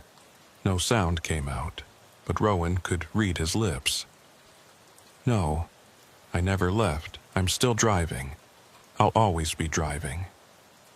Rowan backed away, his mind reeling. If Daniel was here, if he'd never truly escaped, then what had gone home from the hospital that night? What had Rowan sent back to Daniel's family? He thought about Elowin's body, returned to mile marker 128 after calling from this place. Something had come back wearing her face, something that had smiled at him with too many teeth. The road was sending things back. Copies, maybe. Or puppets. Hollow shells wearing familiar faces, infiltrating the real world while the originals remained trapped here, driving forever. Rowan's phone rang in his pocket. He pulled it out. It had no signal, shouldn't work at all, but it was ringing. He answered. It was his own voice on the other end. "You shouldn't have come here. Now you're part of it too. Now you have to drive." He looked down the road and saw a vehicle pulling up beside him. His patrol car, headlights on, passenger door swinging open. An invitation. Or a command. Rowan ran. He didn't know where, just away from the car, away from the convoy, back the way he'd come. He ran past mile markers that made no sense, past abandoned vehicles, past shadows that moved in the trees and might have been people once. He ran until his lungs burned and his legs gave out. And when he finally stopped, gasping for air, he realized he was standing at the same spot where he'd started. Mile marker 128. The silver Honda still sitting in the middle of the road, the map still lying on the dashboard. But now there were two cars beside it. The Honda and his patrol car, both empty. Rowan felt the pull then, stronger than ever. The urge to get behind the wheel, to start driving, to join the others on their endless journey. It would be so easy, so simple. Just get in the car and drive. No more questions, no more guilt, no more helplessness. Just the road, stretching on forever. He took a step toward his patrol car, then another. His hand reached for the door handle, and then he heard a voice, not in his head, but real, carried on the wind. It was Elowen's voice, but younger, lighter. The voice from the photos in her mother's house, the voice of a girl who hadn't yet learned to be afraid. Don't, please don't. If you stay, there's no one left to remember us, no one left to know we existed. You have to go back. You have to tell them what happened. You have to warn them. Rowan pulled his hand away from the door. How? How do I get back? The same way you came. The road only takes you if you let it. If you choose to drive, but if you refuse, if you walk away, it has to let you go. That's the rule. That's the only rule. What about you? What about the others? We made our choice. Some of us knew, some didn't. But we all got in the car. We all started driving. And now we can't stop. Her voice was fading now, growing distant. Go, please, before something comes to make you stay. Rowan turned away from the vehicles and started walking. Not toward the road, but perpendicular to it, straight into the dark forest. The trees seemed to resist at first, branches catching on his clothes, roots trying to trip him. But he pushed through, and with each step, the pull grew weaker. He walked for what felt like hours through darkness that shouldn't exist. And then, suddenly, he saw light. Real light. The glow of his patrol car's headlights on a real highway. He stumbled out of the tree line and onto I-87. His patrol car was right where he'd left it, engine still running. He checked his watch. 2:42 a.m. Only 5 minutes had passed. Rowan got in his car, locked the doors, and sat shaking. On the seat beside him was the hand-drawn map, the only evidence that any of it had been real. He picked it up, looked at those 36 X marks one more time, then crumpled it and threw it out the window. He couldn't save them, couldn't bring them back. But he could do one thing. He could make sure no one else joined them. The next day, Rowan put in for a transfer. He requested assignment to the Southern District, as far from I-87 as possible while staying in New York. The request was approved within a week. He packed his things, said goodbye to the few friends he'd made at the Plattsburgh barracks, and drove south without looking back. Sergeant Kowalski stopped him before he left. "You went there, didn't you?" To mile marker 128. "Yeah, and you came back. That makes you the first in 15 years. I didn't do anything. I couldn't save anyone. I just walked away." Kowalski nodded slowly. Sometimes that's all you can do. Sometimes walking away is the only victory you get. He handed Rowan a business card. "If you ever want to talk about it, call me. Anytime. I'll understand." Rowan took the card and left. He drove south on I-87 for the last time, passing mile marker 128 without slowing down. He didn't look at the tree line, didn't check for abandoned vehicles, just kept his eyes on the road ahead and drove. 3 months later, working traffic stops in Westchester County, Rowan got a call from a number he didn't recognize. He almost didn't answer. But something made him pick up. It was Mrs. Marchand, Elowen's mother. "I'm sorry to bother you, Trooper. I know you transferred, but I had to tell someone." "Had to tell you." "What's wrong?" "Elowen came home last night.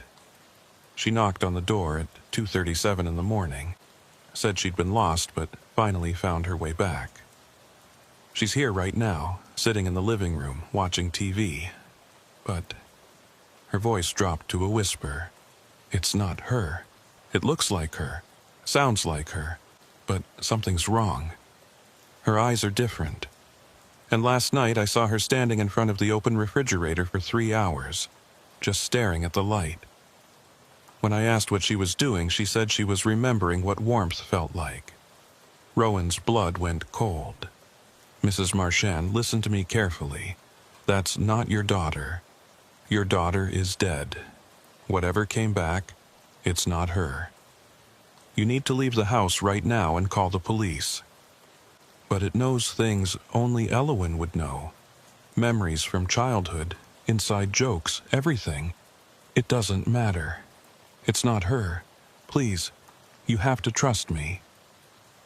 There was a long silence, then, "She's standing in the doorway right now, looking at me, smiling." Mrs. Marchand's voice was barely audible. "Oh God, her teeth. Why does she have so many teeth?" The line went dead. Rowan tried calling back but got no answer. He immediately contacted the Keysville police and explained that he'd received a distress call from a woman at that address, possible home invasion. They promised to send units immediately. 2 hours later, he got a call back. The police had found Mrs. Marchand's house empty. No signs of struggle, no signs of forced entry. No one home.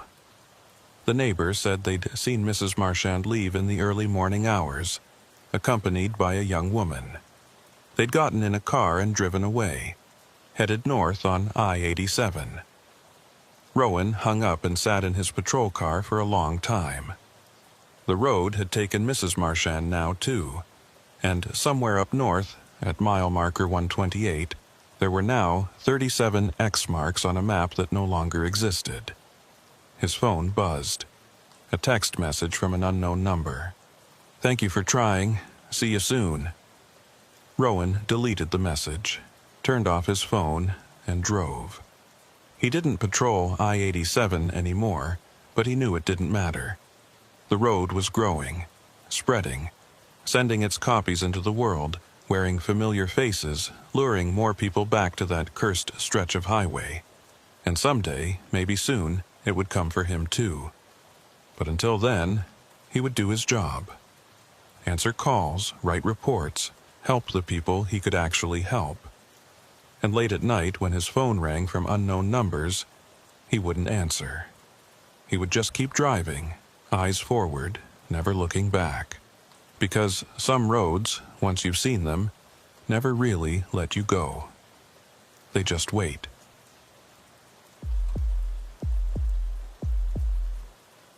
The Taconic State Parkway was beautiful in the fall. Tree-lined and winding, it cut through the Hudson Valley like a ribbon, connecting small towns and offering views that made you forget you were driving at all. But Trooper Tamsin Fairchild knew better than to trust its beauty. She'd worked this stretch of highway for 4 years, and in that time, she'd responded to more fatal accidents than she cared to count. There was something about the Taconic that made people careless. The curves were deceptive, tighter than they appeared. The speed limit was 55, but people routinely pushed 70, 80, even 90. And then there were the head-on collisions, the ones that happened when someone crossed into oncoming traffic for reasons no one could ever fully explain. But of all the dangerous spots on the parkway, there was one that stood out. Mile marker 47, just north of the Putnam County line. A gentle curve, unremarkable except for the massive oak tree that stood about 20 feet off the northbound lane. That tree had been struck so many times over the years that the bark was scarred and stripped away on one side, exposing pale wood underneath. The most recent accident had happened 3 nights ago. A single vehicle, a red pickup truck, had left the road at high speed and struck the oak tree head-on. The driver, a man in his 30s named Marcus, had been killed on impact. By the time Tamsin arrived on scene, there wasn't much left to do except document everything and wait for the medical examiner. But something about that accident bothered her. The witness statements didn't add up. 3 different people had called 911 to report the crash, and all 3 had given slightly different times. One said it happened at 11:47 p.m. Another said 11:52 p.m. The third insisted it was just after midnight. The parkway had cameras at the major intersections, but mile marker 47 wasn't covered. There was no way to verify the exact time. Tamsin had written it off as confusion in the moment. People were notoriously bad at keeping track of time during emergencies. But then she'd noticed something else. The pickup truck's dashboard clock, frozen at the moment of impact, read 11:38 p.m. 11 minutes before the earliest 911 call. She'd mentioned it to her sergeant, who'd shrugged and said clocks in cars were often wrong. People never bothered to adjust them after daylight saving time or when the battery died. It was nothing, just another tragic accident on a road that claimed too many lives. But Tamsin couldn't let it go. So tonight, 4 days after the accident, she was working a late shift and had positioned herself near mile marker 47. Official reason: high visibility patrol to discourage speeding. Real reason: she wanted to spend time at that location, see if anything felt off. Trust her instincts the way her training officer had taught her years ago. The parkway was quiet at this hour, just past midnight. Most of the traffic was headed south toward New York City, commuters making late drives home or long-haul truckers passing through. The northbound lane was nearly empty. Tamsin sat in her patrol car on the shoulder, just south of the oak tree, and watched the occasional vehicle pass. The tree looked different at night. Its shadow stretched across the road like a dark hand reaching out. The scarred trunk seemed to absorb light rather than reflect it. Tamsin found herself staring at it, unable to look away. How many people had died hitting that tree? She'd have to check the records, but she was willing to bet it was more than a dozen over the years. Her radio crackled. "Unit 23, what's your current location?" Tamsin grabbed the mic. "Taconic northbound, mile marker 47, running speed enforcement." "Copy that. Be advised, we're getting reports of a disabled vehicle in your area. Callers said they saw a car on the shoulder with hazard lights on, but when they circled back to check, the vehicle was gone. Probably nothing, but keep an eye out." "Will do." Tamsin set down the mic and looked around. She hadn't seen any vehicle with hazard lights. The shoulder was empty in both directions, but something made her get out of the patrol car and walk toward the oak tree. As she approached it, she noticed something she hadn't seen during the daytime investigation. There were marks on the tree beyond the obvious impact damage. Scratches in the bark, almost like writing. She pulled out her flashlight and examined them more closely. They were words, dozens of them, carved into the wood with something sharp. Most were illegible, worn away by weather and time. But a few were clear enough to read. Names, maybe, or dates. One near the base of the tree caught her eye. "Help us, 11:38. Tamsin felt a chill run down her spine. 11:38. The exact time on Marcus's dashboard clock. She took photos of the markings with her phone, making sure to document everything. This was evidence of something, though she wasn't sure what. Vandalism, memorial graffiti, or something else. As she was photographing the tree, she heard a vehicle approaching from the south. She stepped back toward her patrol car and watched as a dark sedan came around the curve, traveling at a reasonable speed. But as it drew level with the oak tree, something happened. The sedan swerved violently to the right, as if avoiding something in the road, but there was nothing there. Tamsin could see clearly. The road was empty, yet the driver jerked the wheel hard enough that the car went up on two wheels for a moment before crashing back down and fishtailing across the shoulder. Tamsin ran toward the vehicle, activating her light bar. The sedan came to a stop about 50 feet past the tree, half on the shoulder and half on the grass. She approached with her hand on her weapon, not sure what she was about to find. The driver's door opened, and a middle-aged woman stumbled out, her face pale and her eyes wide. "Did you see it? Did you see it in the road?" "Ma'am, I need you to step back to your vehicle. Are you injured?" There was someone standing in the middle of the lane. A man. He was just standing there. I had to swerve or I would have hit him. The woman was shaking, her hands trembling as she pointed back towards the oak tree. "He's still there. You have to do something." Tamsin looked back at the tree. The road was empty. No one was standing there. "Ma'am, I didn't see anyone. The road is clear." "But he was right there. I saw him. He was wearing dark clothes and just standing in the middle of my lane, not moving. I barely missed him." Tamsin guided the woman to sit on the hood of her car while she checked for damage. The sedan was scraped along the passenger side from where it had brushed against the guardrail, but otherwise intact. No other vehicles involved, no signs of a pedestrian strike. "What's your name?" Lauren Vasquez." "Ms. Vasquez, have you been drinking tonight? Any medications or substances?" "No, nothing. I'm completely sober. I'm driving home from visiting my sister in Poughkeepsie. I've driven this road 100 times. Lauren looked up at Tamsin with desperate eyes. "I know what I saw. There was a man in the road." Tamsin took down all her information and ran her license. Clean record, no warrants, no history of incidents. Just a scared woman who thought she'd seen something that wasn't there. "I'm not going to cite you for reckless driving," Tamsin said. "But I need you to be more careful. The curves on this road can be tricky, especially at night. Sometimes shadows or headlights can play tricks on your perception." It wasn't a shadow, it was a person, as real as you are.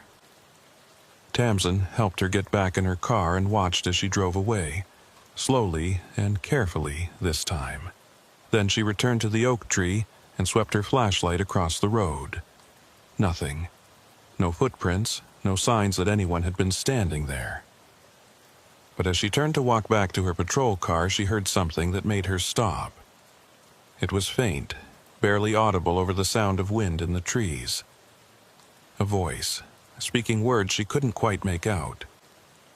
She turned slowly, trying to locate the source. It seemed to be coming from the direction of the tree. She moved closer, her hand instinctively moving to her weapon again. The voice grew clearer. It was a man's voice, young, panicked.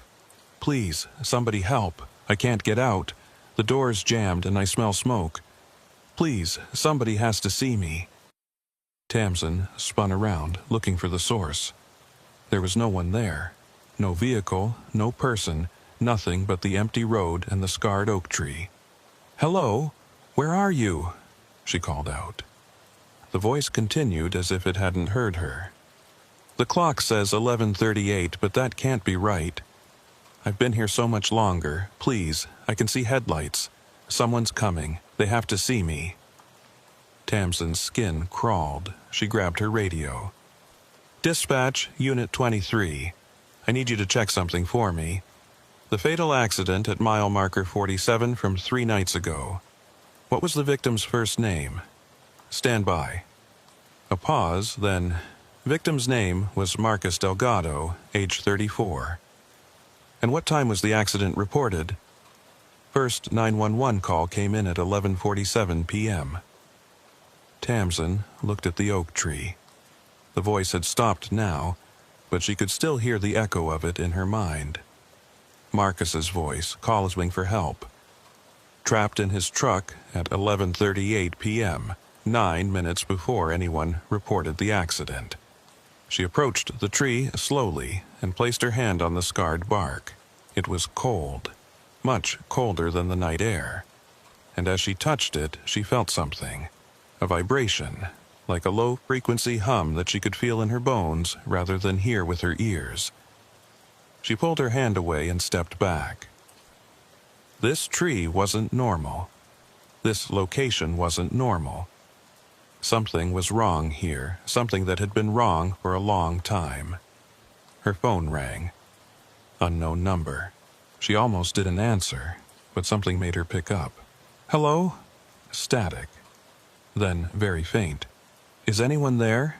Can anyone hear me? I've been trying to call for help, but no one answers.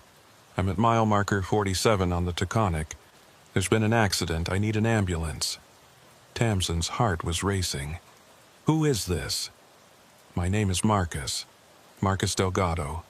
Please, you have to send help. I'm hurt, and I can't get out of my truck. I've been here for hours and no one's stopping. Marcus, listen to me. This is Trooper Fairchild with the state police. Where exactly are you right now? I told you, mile marker 47. I hit a tree. The front of my truck is completely smashed in. Why isn't anyone stopping? Cars keep driving past, but no one sees me. Tamsin looked at the oak tree. She could see the fresh damage from Marcus's truck, the broken bark and the gouges in the wood. But the truck itself was long gone, towed to the impound lot 3 days ago. Marcus, what time is it right now? A pause. My clock stopped working, but it was around 11:30 when I left the gas station, and I've been here maybe 10 or 15 minutes. So, probably 11:45? Why does that matter? I need help now. Marcus, I need you to stay calm. Help is on the way. But I need to ask you something important. Do you remember what happened? Why did you go off the road? I don't know. I was just driving, and then suddenly there was someone standing in the middle of the lane. A woman, I think. I swerved to avoid her and lost control. I didn't have time to brake. I hit the tree. But I didn't see her after. She just disappeared. A woman in the road. The same thing Lauren Vasquez had just reported. A figure standing in the middle of the lane, forcing drivers to swerve. Can you describe what she looked like? I only saw her for a second. Dark hair, wearing a long coat or dress. She was just standing there, not moving. I thought maybe she was hurt or disoriented, but when I swerved, she was just gone, like she vanished into thin air. The line started to break up, crackling with static. Marcus's voice became distorted, fading in and out. Please, send help. Been here too long, so cold. Marcus, stay on the line, don't hang up. Can't keep awake. Everything's getting dark. Tell my wife. Tell her I tried. The line went dead. Tamsin stood in the middle of the empty road, holding her phone, trying to process what had just happened. She'd just received a call from a man who'd been dead for 3 days. A man who thought it was still the night of his accident. A man who was trapped somewhere between then and now, reliving his final moments. She called dispatch. I need the phone number that was used to report the accident at mile marker 47 3 nights ago. The first call. Stand by. The dispatcher came back a minute later. That call came from 845-555-0047. Want me to try calling it back? No, Tamsin looked at her recent calls list. The unknown number that had just called her was 845-555-0147. Marcus's phone. The phone that had been recovered from the wreckage and was now sitting in an evidence locker. Never mind. False alarm. She hung up and stood there in the darkness trying to make sense of it. The timeline was wrong. Marcus had called her at 11:38 saying he'd been waiting for 10 or 15 minutes. But according to the official record, the accident wasn't reported until 11:47. and his dashboard clock had stopped at 11:38. What if Marcus had been trapped there, alive and conscious, for those missing 9 minutes? What if he'd been calling for help, but those calls hadn't reached anyone in real time? What if they were only arriving now, 3 days later? Or what if something worse was happening? What if time itself was broken at this location, fractured in a way that trapped people in loops, replaying the same moments over and over? Tamsin walked back to her patrol car and sat inside, trying to organize her thoughts. She pulled up the accident report on her laptop and read through it again. 3 911 calls, all reporting the same accident, all giving slightly different times. The first responders had arrived at 11:59 p.m. and found Marcus already dead, his body cold. But if he'd died on impact at 11:38, why was his body cold after only 21 minutes? Unless it hadn't been 21 minutes. Unless time had moved differently for Marcus than it had for everyone else. She looked up at the oak tree through her windshield. In the glow of her headlights, she could see something she hadn't noticed before. There were multiple layers of impact damage on the trunk, overlapping each other. New damage on top of old damage on top of older damage still, as if the same accident had happened over and over in the same exact spot. Her radio crackled. Unit 23, we're getting another report of a disabled vehicle near mile marker 47. Caller says they saw a red pickup truck with its hazards on, appeared to have struck a tree, but when they called back to provide more details, they said the truck had vanished. Caller is still on scene if you want to make contact. Tamsin's blood ran cold. A red pickup truck. Marcus's truck. Copy that. I'm already at that location. I'll check it out. She got out of her car and walked to the oak tree again. The road was empty. No truck, no debris, no signs of an accident. But as she stood there, she felt that vibration again. Stronger this time. And she heard the sound of metal crunching, brief and distant, like an echo from somewhere far away. She looked at her watch, 11:38 p.m. The exact time Marcus had crashed. And standing at the edge of the tree line, barely visible in the darkness, she saw a figure. A woman in a long dark coat, her hair hanging over her face, just standing there, watching. Tamsin took a step toward her. "Ma'am, state police. I need you to step into the light." The figure didn't move. Tamsin took another step, her hand moving to her weapon. "I need you to identify yourself and tell me what you're doing here."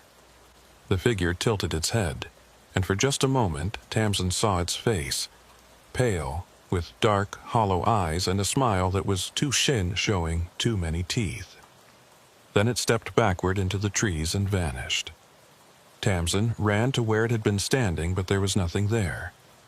No footprints in the soft earth, no broken branches, no sign anyone had been there at all. Her phone rang. Marcus's number again. This time she didn't answer, because she was starting to understand.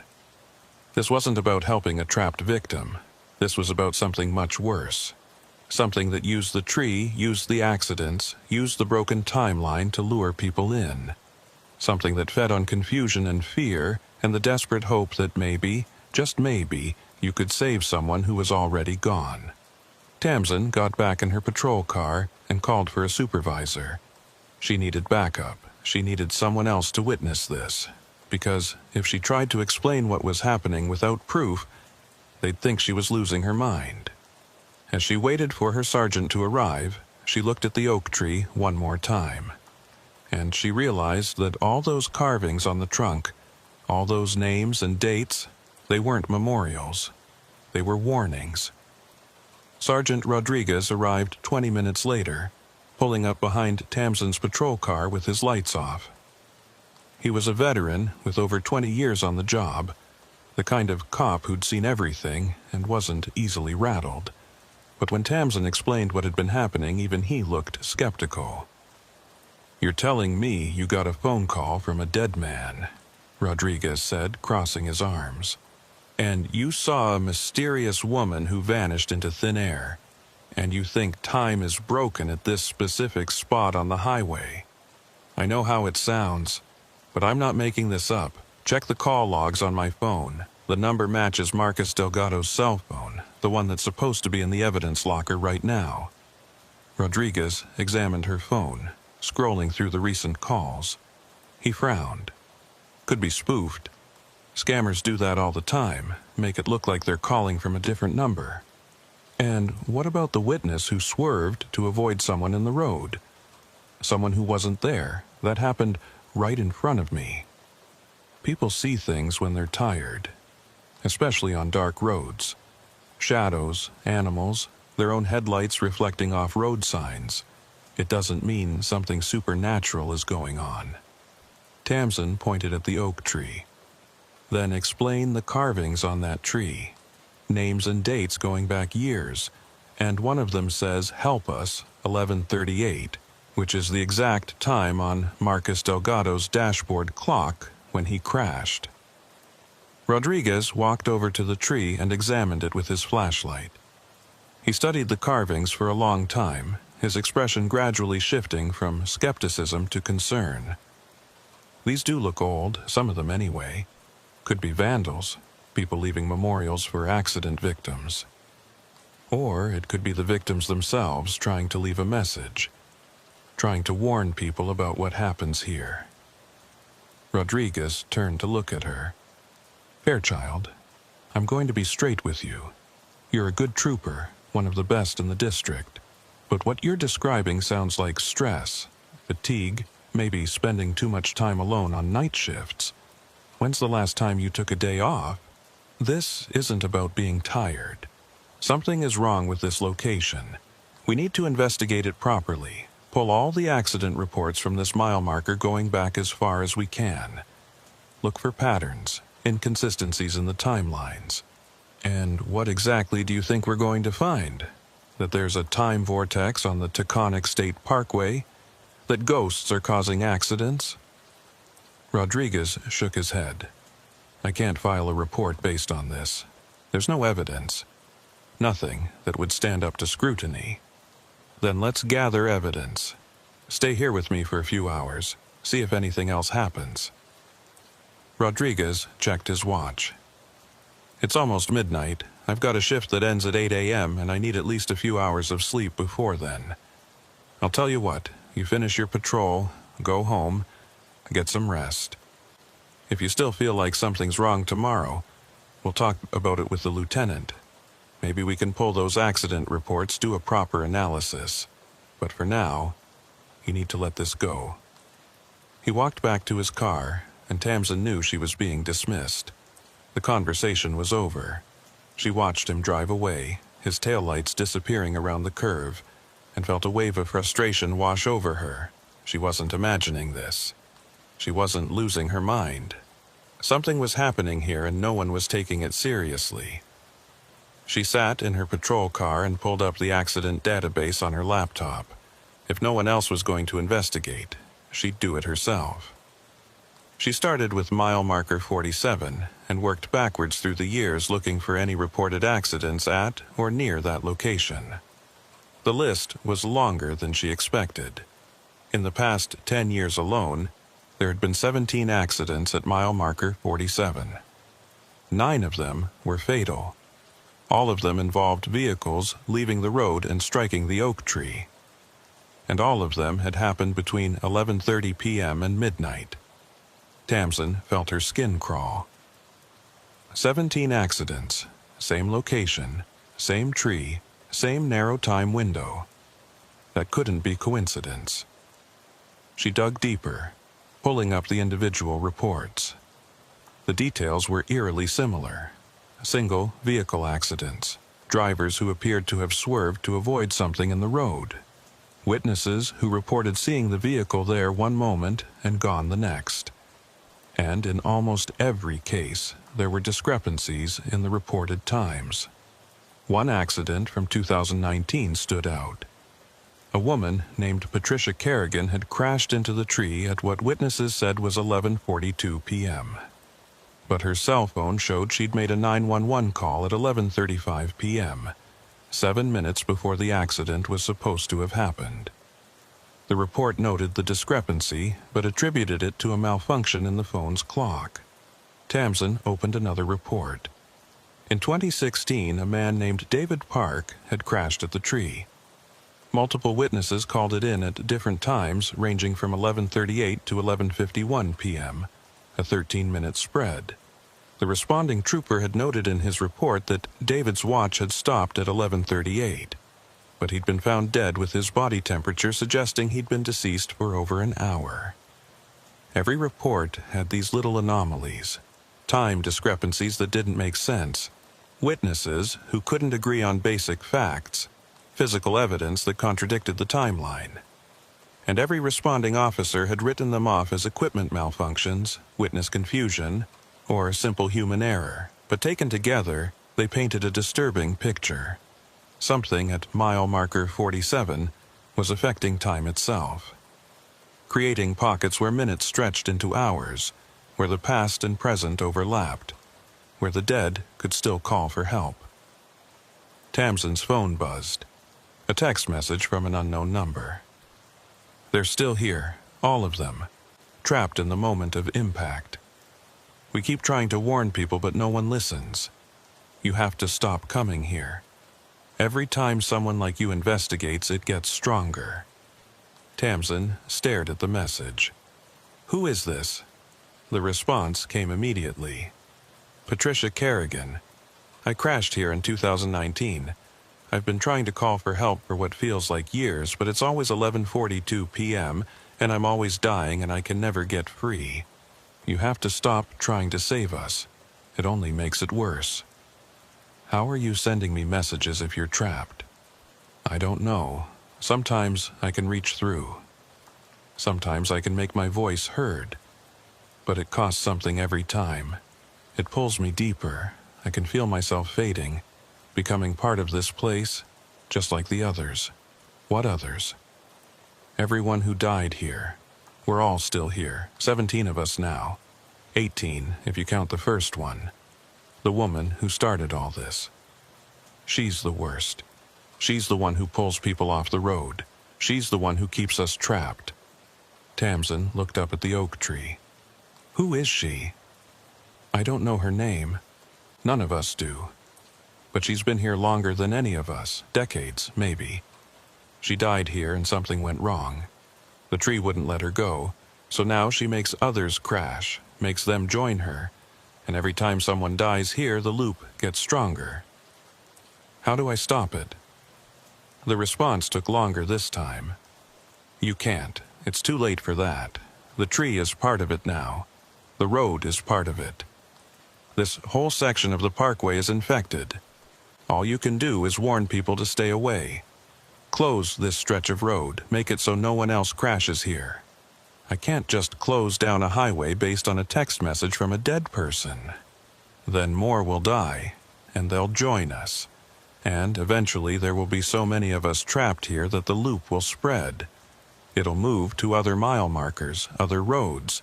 It'll keep growing until the entire parkway is one big loop, trapping everyone who drives it. The messages stopped. Tamsin tried calling the number, but it went straight to a dead signal. She sat in her car, hands shaking, trying to process everything. If this was real, if these people were truly trapped in some kind of temporal anomaly, then she had to do something. She couldn't just ignore it. But what could she do? She had no proof, no evidence that would convince anyone. Just strange phone calls and text messages that could be explained away as pranks or technical glitches. Her radio crackled. All units be advised. We're getting multiple 911 calls reporting an accident on the Taconic northbound, mile marker 47. Vehicle struck a tree. First responders are en route. Tamsin's heart sank. It was happening again. Right now, while she sat here. Another victim. She grabbed her radio. Unit 23, I'm already on scene. I don't see any accident. Repeat, no accident visible at this location. Copy that, Unit 23. But we're getting multiple callers all reporting the same thing. Can you do a thorough check of the area? Tamsin got out of her car and walked toward the oak tree. The road was empty. No vehicles, no debris, no signs of an accident. But as she approached the tree, she heard it. The sound of metal crunching, glass shattering, a horn blaring. All of it distant and muffled, as if coming from underwater. And then she saw it. For just a moment, overlaid on the empty road like a double exposure photograph, she saw a car. A blue sedan crushed against the oak tree, smoke rising from the hood. And inside, a man slumped over the steering wheel, blood on his face. Then it was gone. The road was empty again. Tamsin's phone rang. Unknown number. She answered. Hello? Is anyone there? I need help. I've been in an accident. I'm at mile marker 47 on the Taconic. Please send an ambulance. The voice was different this time. Not Marcus, not Patricia. Someone new. A man she didn't recognize. What's your name? Tamsin asked. Robert Fisk. I was driving north and someone stepped out in front of me. A woman. I swerved and hit a tree. My door is jammed and I think my leg is broken.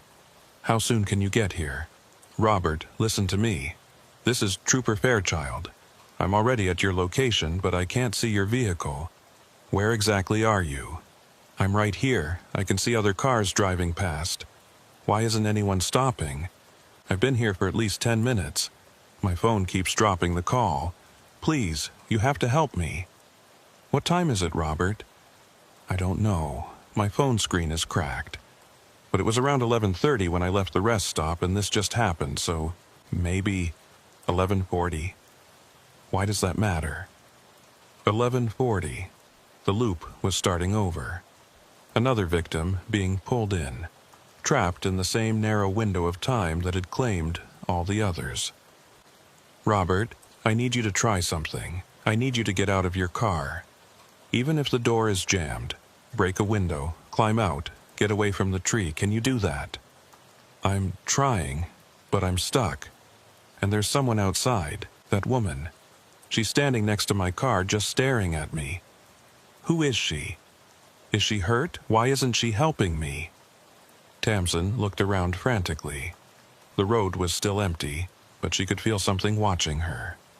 A presence, cold and malevolent, that seemed to be coming from the tree itself. Robert, don't look at her. Focus on getting out of the car. You have to get away from that tree.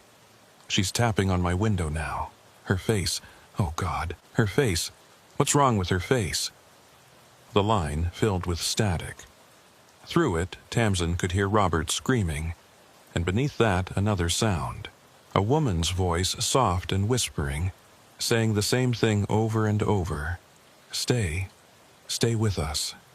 Stay forever. The call cut off. Tamsin stood alone on the empty road, her phone silent in her hand. Robert Fisk was gone now, pulled into the loop. Trapped at 11:40 p.m., screaming in a car that no longer existed in real time. She walked to the oak tree and placed both hands on its scarred trunk. The vibration was stronger now, pulsing like a heartbeat, and she could hear them, all of them. 17 voices crying out from inside the tree, begging for help, warning her to leave, telling her it was too late, too late, too late. A vehicle approached from the south. Tamsin stepped back onto the shoulder and watched as a white van came around the curve. It was driving slowly, cautiously, as if the driver sensed something was wrong. As it drew level with the oak tree, Tamsin saw the driver's face. A young woman, eyes wide, hands gripping the wheel. The van didn't swerve. It didn't speed up. It just kept driving, passing the tree and continuing north. The driver never looked at Tamsin, never acknowledged her presence. It was as if she wasn't there. Tamsin checked her watch. 11:47 p.m., the same time Marcus Delgado's accident had been reported. The same time the loop seemed to reset. She walked back to her patrol car and sat inside, trying to think. She needed help, real help. Someone who understood what was happening here. Someone who'd dealt with something like this before. But who? The department wouldn't take her seriously. Her sergeant had already dismissed her concerns. Then she remembered. There was a park warden who worked the Taconic State Park system. A man named Keen Halberstam. He'd been around for decades, knew the parkway better than anyone. She'd met him a few times at accident scenes, and he'd always struck her as someone who paid attention to details others missed. If anyone would know the history of mile marker 47, it would be him. She pulled up his contact information from the database and called. It rang 4 times before a gravelly voice answered. Halberstam. Mr. Halberstam, this is Trooper Fairchild with the state police. I'm sorry to call so late, but I need to ask you about something. It's about mile marker 47, isn't it? Tamsin felt a chill run down her spine. How did you know? Because you're not the first cop to call me about it, and you won't be the last. Meet me at the Fahnestock rest stop in 20 minutes. We need to talk face to face. He hung up before she could respond. Tamsin sat there for a moment, then put her patrol car in gear and headed south. As she drove away from mile marker 47, she looked in her rearview mirror. The oak tree stood silhouetted against the night sky, its branches reaching out like grasping fingers, and standing at its base, barely visible in the darkness, was the figure of a woman in a long coat, watching her leave. The Fahnestock rest stop was a small pull-off with picnic tables and a scenic overlook. It was empty at this hour, just Tamsin's patrol car and an old pickup truck that she assumed belonged to Halberstam. She parked and got out, and a moment later, a man emerged from the shadows. Keen Halberstam was in his 60s, lean and weathered, with steel-gray hair and eyes that had seen too much. He wore the green uniform of a park warden, a heavy jacket against the cold. He nodded at Tamsin but didn't offer his hand. "You've been at the tree," he said. It wasn't a question. "How can you tell?" "You have the look. Everyone who spends time there gets it. Like you've seen something you can't unsee." He gestured to one of the picnic tables. "Sit. This is going to take a while." They sat across from each other, and Halberstam pulled out a thermos of coffee. He poured 2 cups and slid one across to Tamsin. "I've been working this parkway for 35 years. Seen a lot of accidents, a lot of deaths, but mile marker 47 is different, always has been." "Different how?" "Time doesn't work right there. Never has, as long as I've known it. Accidents happen and the details never quite line up. Witnesses see things that can't be there. Victims make calls that never reach anyone until it's too late." He sipped his coffee. "First time I noticed it was back in 1989. Woman named Elizabeth Carver went off the road and hit that oak tree. I was first on scene. Got there maybe 5 minutes after the call came in, but when I reached her car, she'd been dead for hours. Body was cold. Rigor mortis already setting in. Medical examiner said it was impossible, but there it was. What happened to her?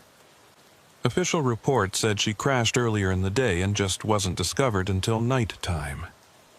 But I knew that wasn't true. I'd driven past that spot twice that day, and there was no accident.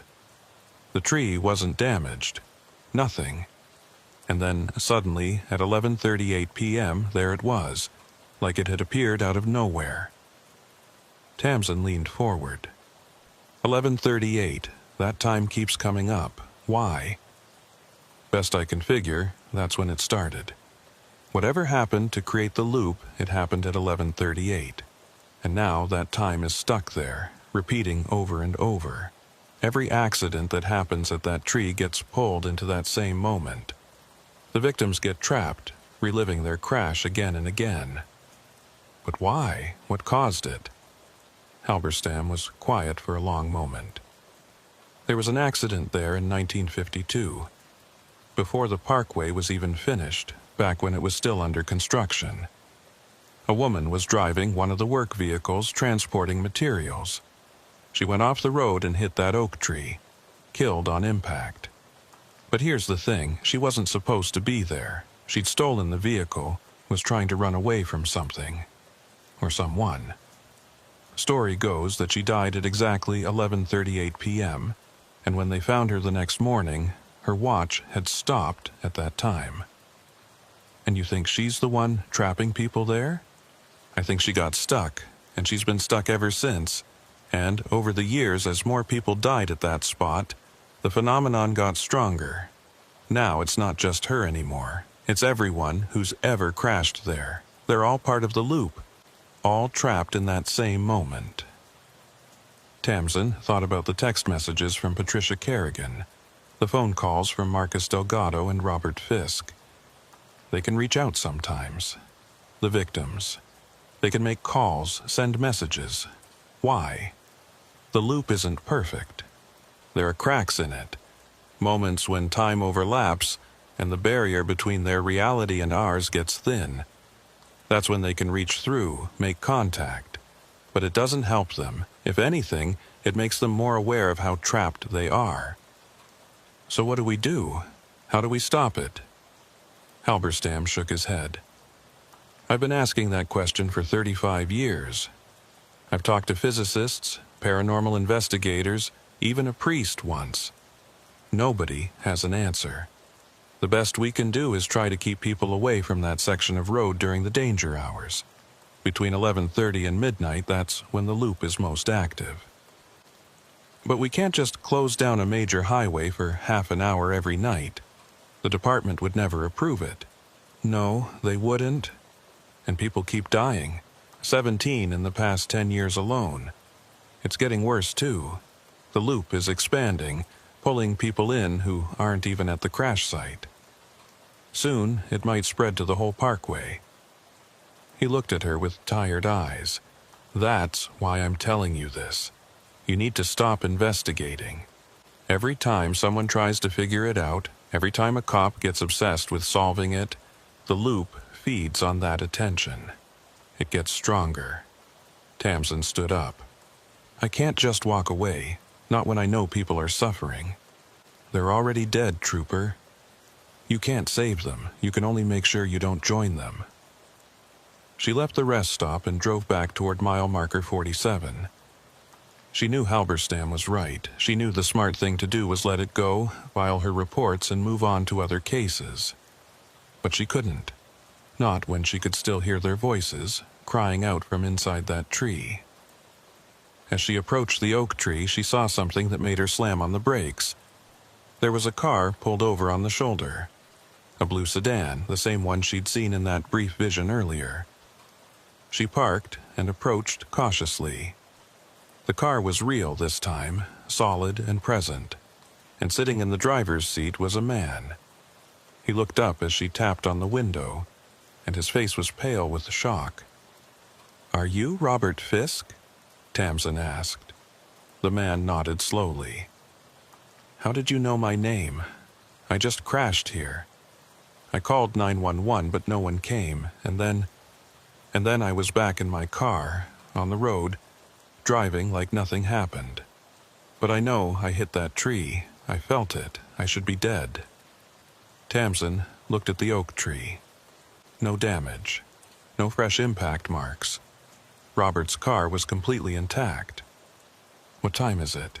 she asked. Robert checked his phone. 11:47. But that can't be right. I crashed at 11:40. I've been here for at least 20 minutes. 7 minutes. He'd been trapped in the loop for 7 minutes before being released back into real time. But why? Why did he get to escape when the others didn't? "You need to leave," Tamsin said. "Right now. Drive south, get away from this area. Don't stop until you're at least 10 miles from here." What's happening? What was that thing I saw, that woman with the "just go, please"? Robert started his car and drove away, constantly checking his mirrors as if expecting something to chase him. Tamsin watched him disappear around the curve, then turned back to the oak tree. She walked up to it and placed her hand on the trunk again.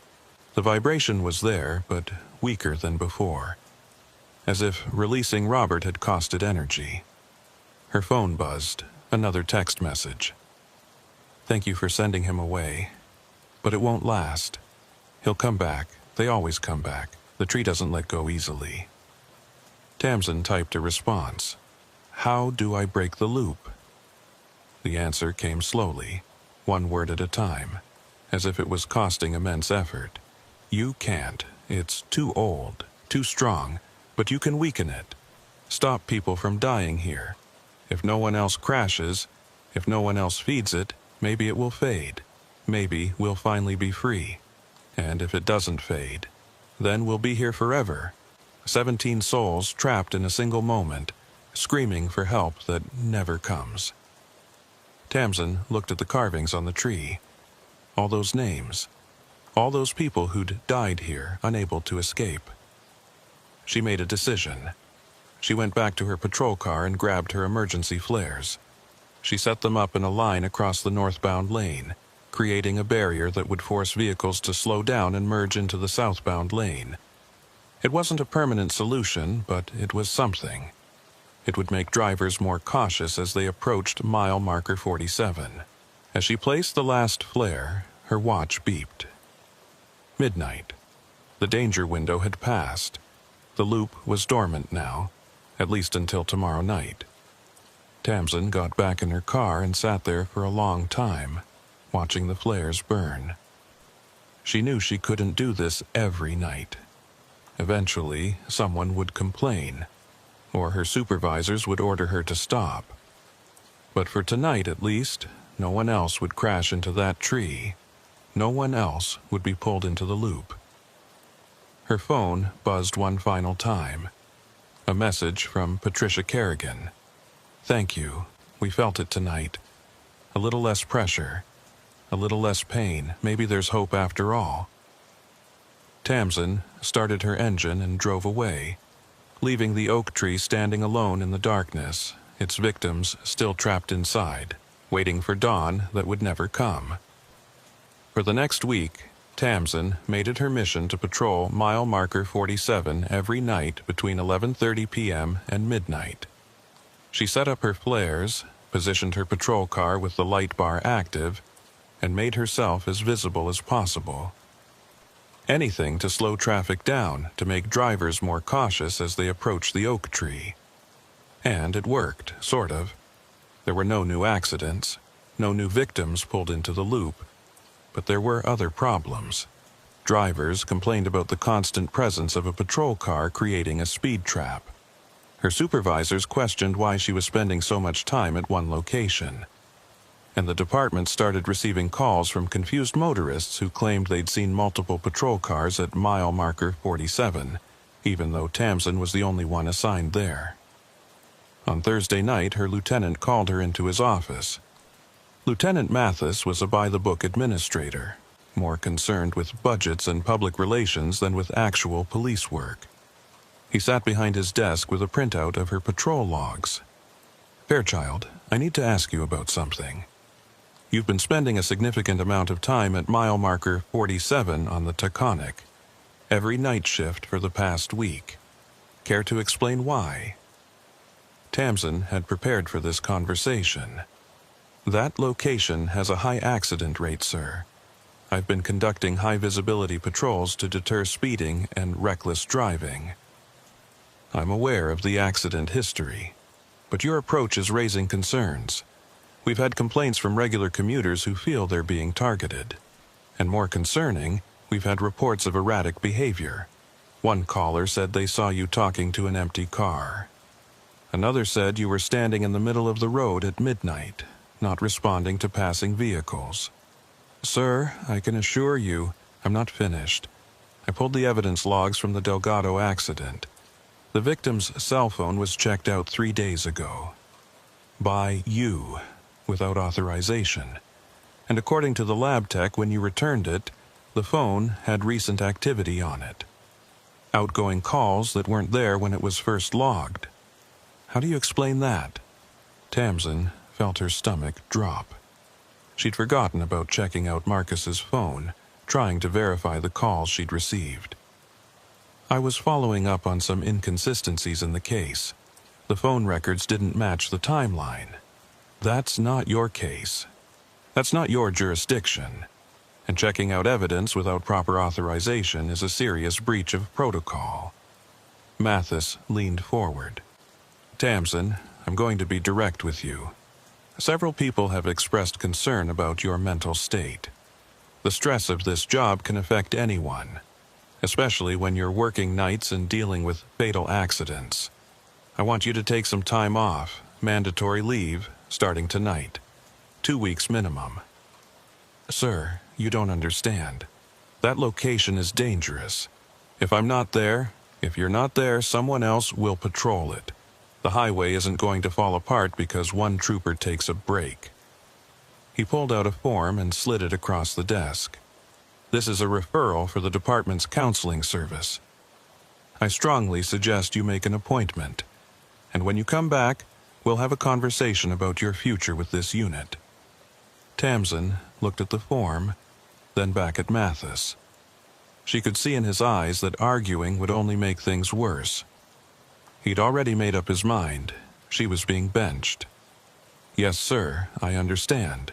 Good. Turn in your patrol car keys and your service weapon.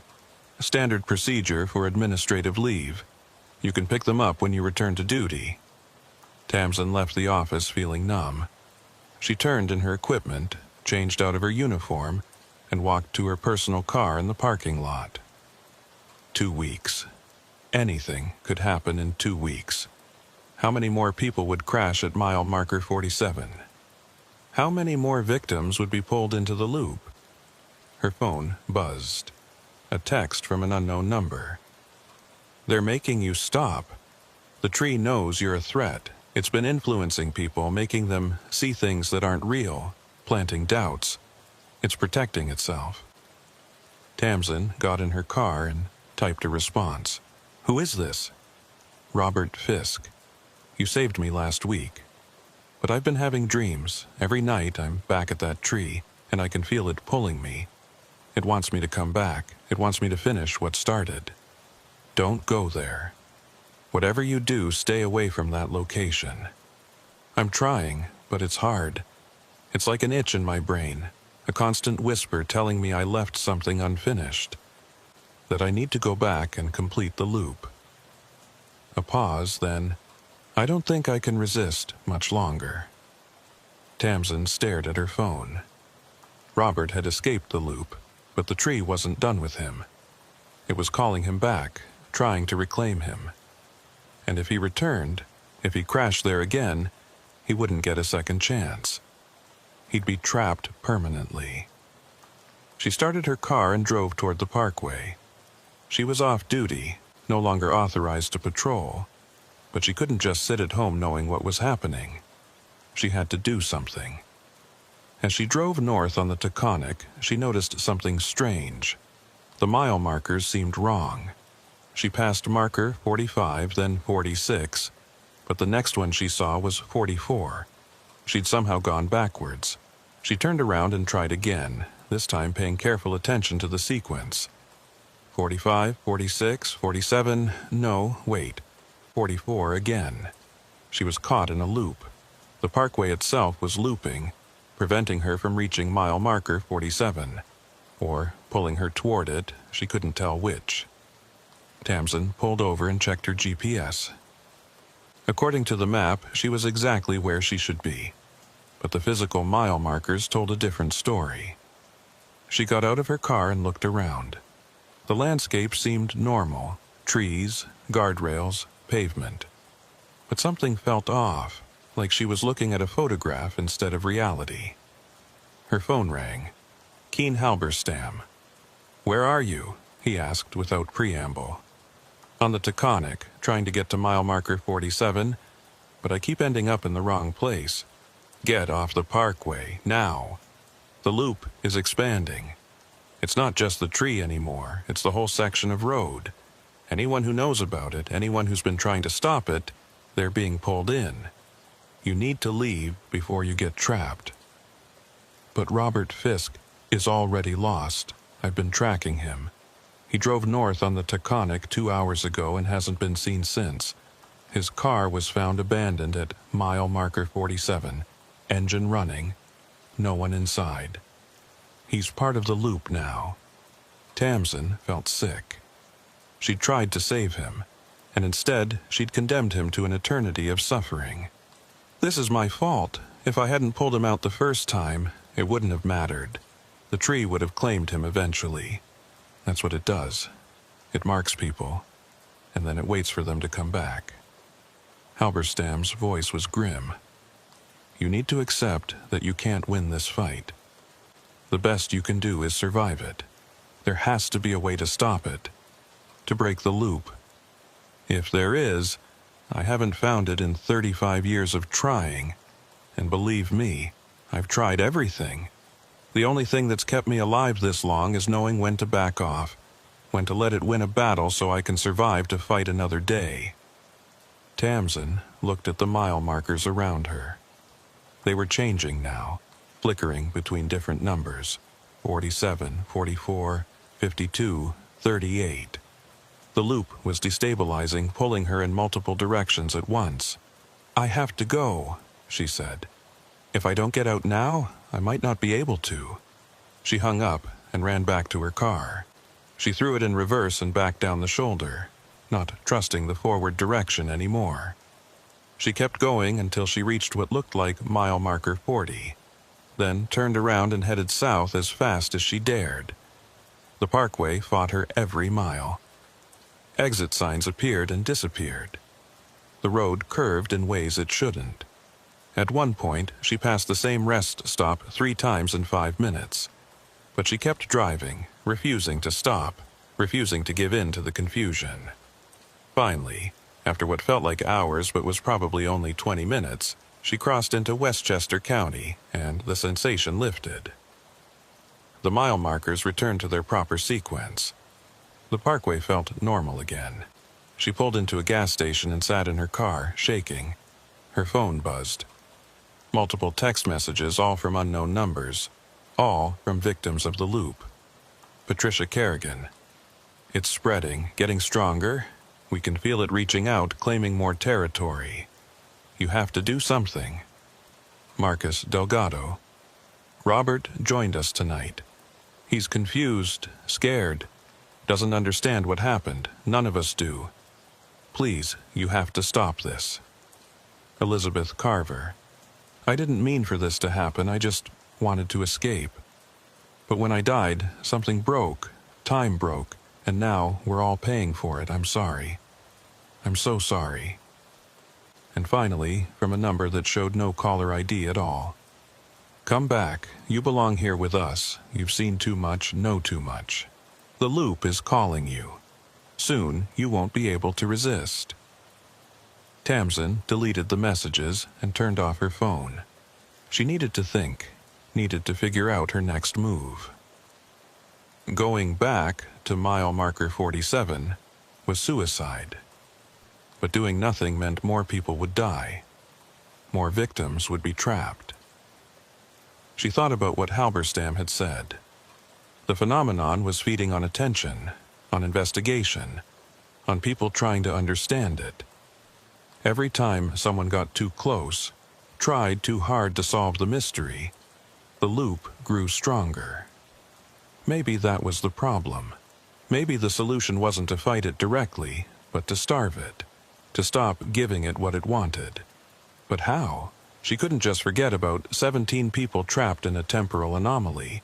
She couldn't ignore the fact that the loop was expanding, threatening to consume more of the parkway. An idea came to her. A dangerous idea, probably a stupid idea, but the only one that made sense.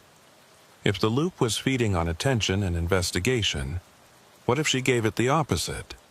What if she made it boring? Mundane?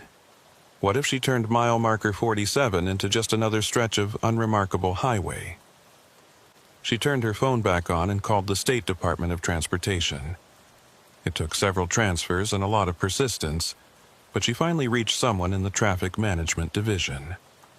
I need to request a speed limit reduction on the Taconic State Parkway between mile markers 45 and 50, and I'd like to recommend installing additional lighting, rumble strips, and possibly speed cameras.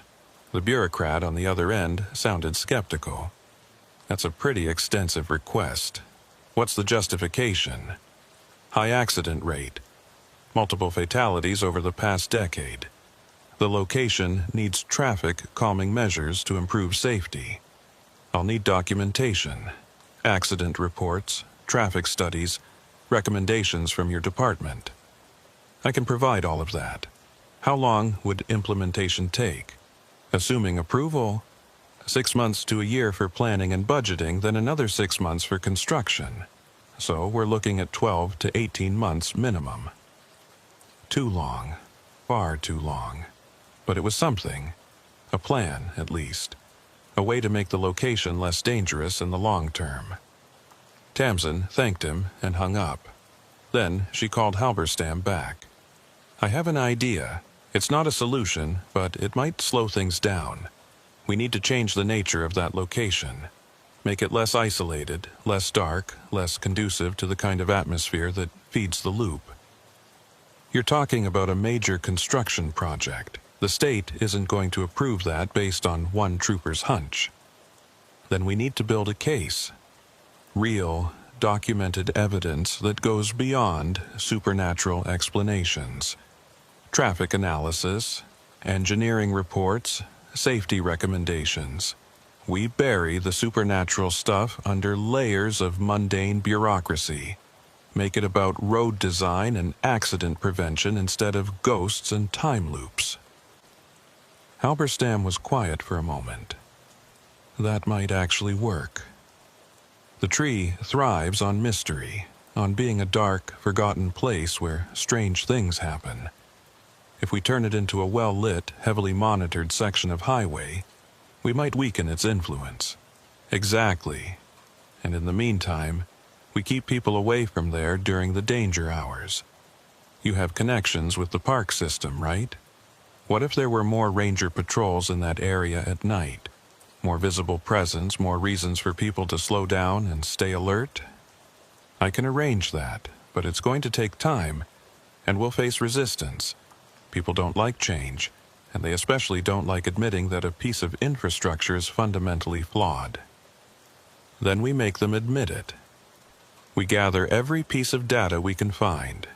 Accident reports, weather patterns, road surface analysis, sightline studies. We overwhelm them with evidence until they have no choice but to take action. They talked for another hour, planning their approach. It wasn't glamorous.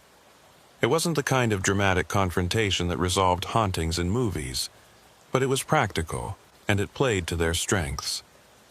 Halberstam knew the bureaucracy of the park system. Tamsin knew how to document and present evidence. Together, they might be able to effect real change. When she finally hung up, Tamsin felt something she hadn't felt in days. Hope. Not certainty, not confidence, but hope. The loop wouldn't be broken overnight. The victims wouldn't be freed anytime soon. But maybe, just maybe, they could stop it from claiming more people. And maybe that was enough. Over the next 2 weeks of her forced leave, Tamsin threw herself into research. She pulled accident reports going back 40 years. She analyzed weather patterns, traffic flow, road surface conditions. She created charts and graphs and statistical models. She turned the mystery of mile marker 47 into data, cold and impersonal and utterly mundane. And slowly, she began to notice something. The more she approached it as a technical problem rather than a supernatural one, the less she heard from the victims. The text messages stopped. The phone calls ceased. It was as if by refusing to engage with the paranormal aspect, she was starving it of attention. She met with Halberstam regularly at neutral locations, always away from the parkway.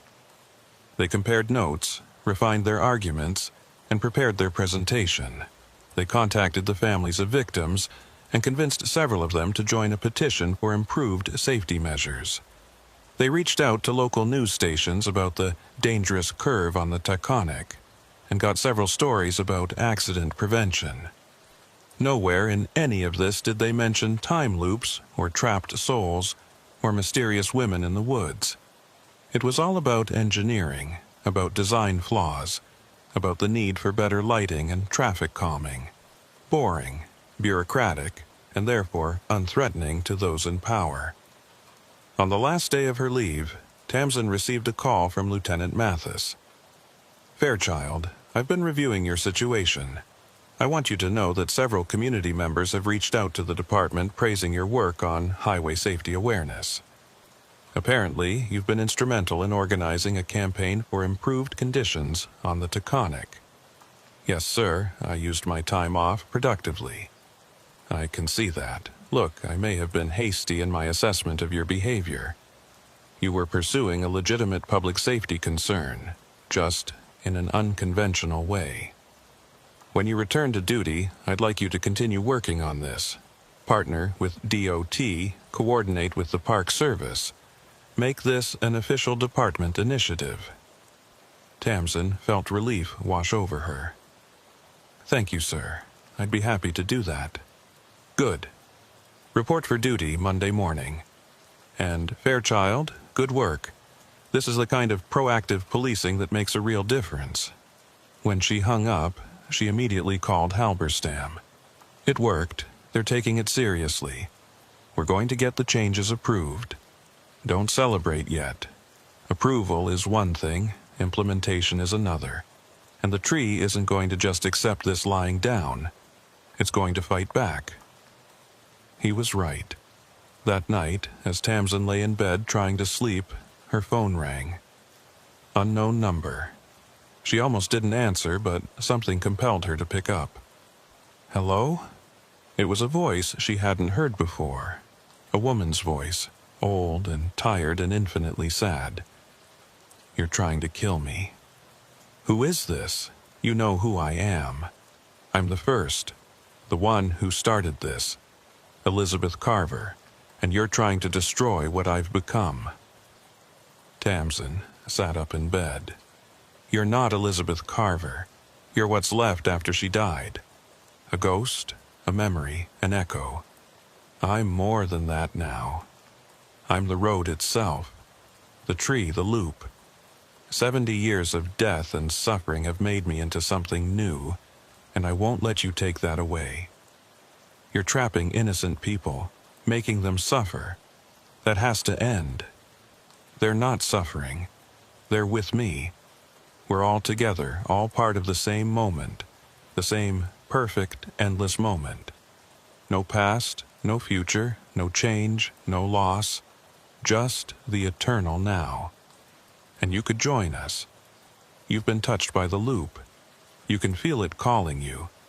Just come back to mile marker 47. Just drive north one more time. Let yourself crash. Let yourself join us. No. You can't fight this forever. The loop is patient. It will wait for you. It will call to you every night for the rest of your life. And eventually, one night when you're tired or distracted or simply unlucky, you'll answer that call.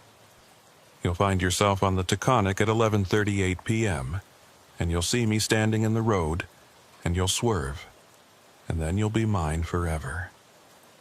The line went dead. Tamsin sat in the darkness, her heart pounding. The threat was real. She could feel it, a pull in the back of her mind, a constant, low-level urge to drive north, to return to that oak tree, to see what would happen if she gave in. But she wouldn't. She couldn't. Because if she was trapped in the loop, there would be no one left to fight it, no one left to try to save the others. She got out of bed and went to her desk.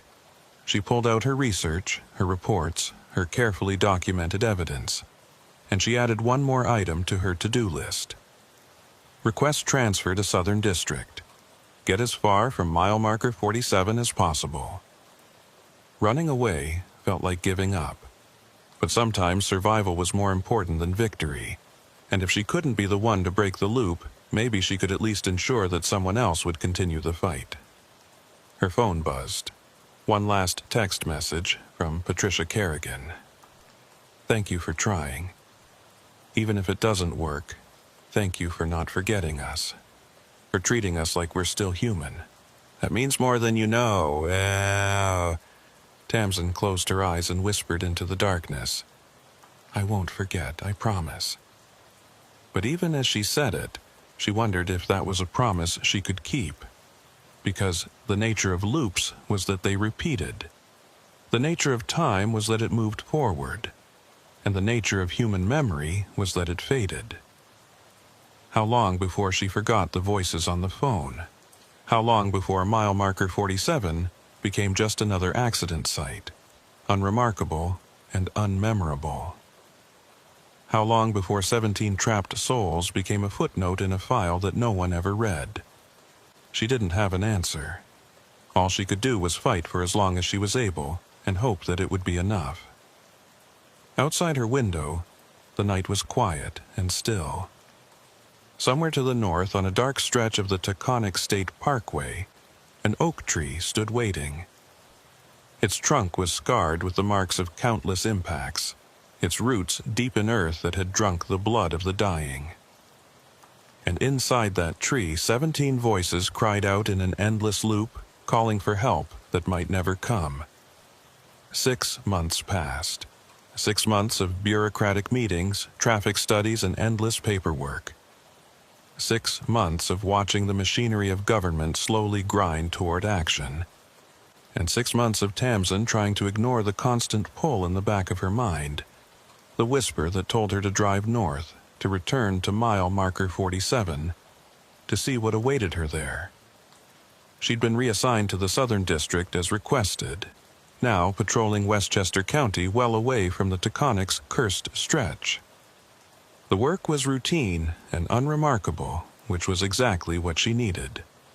Traffic stops, accident responses, the occasional domestic dispute. Nothing that required her to think too deeply about time loops or trapped souls. But the dreams never stopped. Every night she found herself back at that oak tree, watching as car after car crashed into it in an endless parade of death. And in every dream she saw Elizabeth Carver standing at the roadside, smiling with too many teeth, beckoning her to join the loop. Tamsin coped by throwing herself into the Safety Improvement Project. She attended every planning meeting, reviewed every engineering proposal pushed for faster implementation. The Department of Transportation had finally approved a comprehensive redesign of the mile marker 47 area. New lighting, wider shoulders, rumble strips, reduced speed limits, and most importantly, the installation of a concrete barrier between the northbound lane and the oak tree. The tree itself would remain standing. Cutting it down would require environmental studies and public hearings that could delay the project for years. But it would be made inaccessible. No more vehicles crashing into it. No more deaths feeding the loop. Construction was scheduled to begin in 2 weeks. Tamsin allowed herself to hope that maybe, just maybe, this would work. That by changing the physical nature of the location, they could weaken whatever force held those 17 souls captive.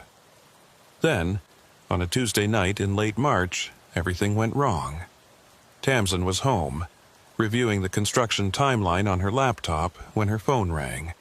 It was Keen Halberstam, and his voice was tight with urgency.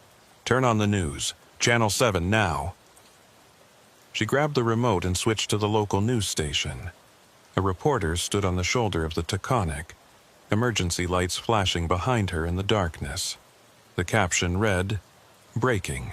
Multiple vehicle accident on Taconic State Parkway." Still unclear exactly what happened, the reporter was saying. But witnesses describe a chaotic scene with at least 6 vehicles involved. State police are on scene now, and we're hearing reports of multiple fatalities. We'll bring you more information as it becomes available. The northbound lanes are completely closed between exits 16 and 18.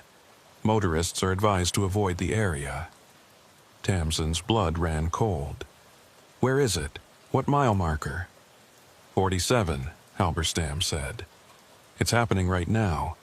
The loop is pulling people in. Not one at a time anymore. It's taking them in groups. That's not possible. There haven't been any accidents there in months. We've been keeping it monitored. The loop doesn't care about our monitoring. It's been growing stronger, waiting for the right moment. And I think it knew about the construction plans. I think it's making one last grab, trying to claim as many victims as it can before we block its access. Tamsin was already moving, grabbing her keys, heading for the door. I'm going there. I have to help. Don't. That's exactly what it wants. It wants you at that location. Wants to pull you in with the others.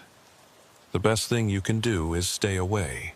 People are dying, Keen. I can't just sit here and do nothing. You're not authorized to respond. You're not even in the right district anymore. If you show up there, you'll be in the way. Let the troopers who are assigned to that area handle it. But Tamsin was already in her car, already pulling out of her driveway. She knew Halberstam was right. She knew this was probably a trap. But she couldn't stop herself. The pull was too strong, the need to be there too overwhelming.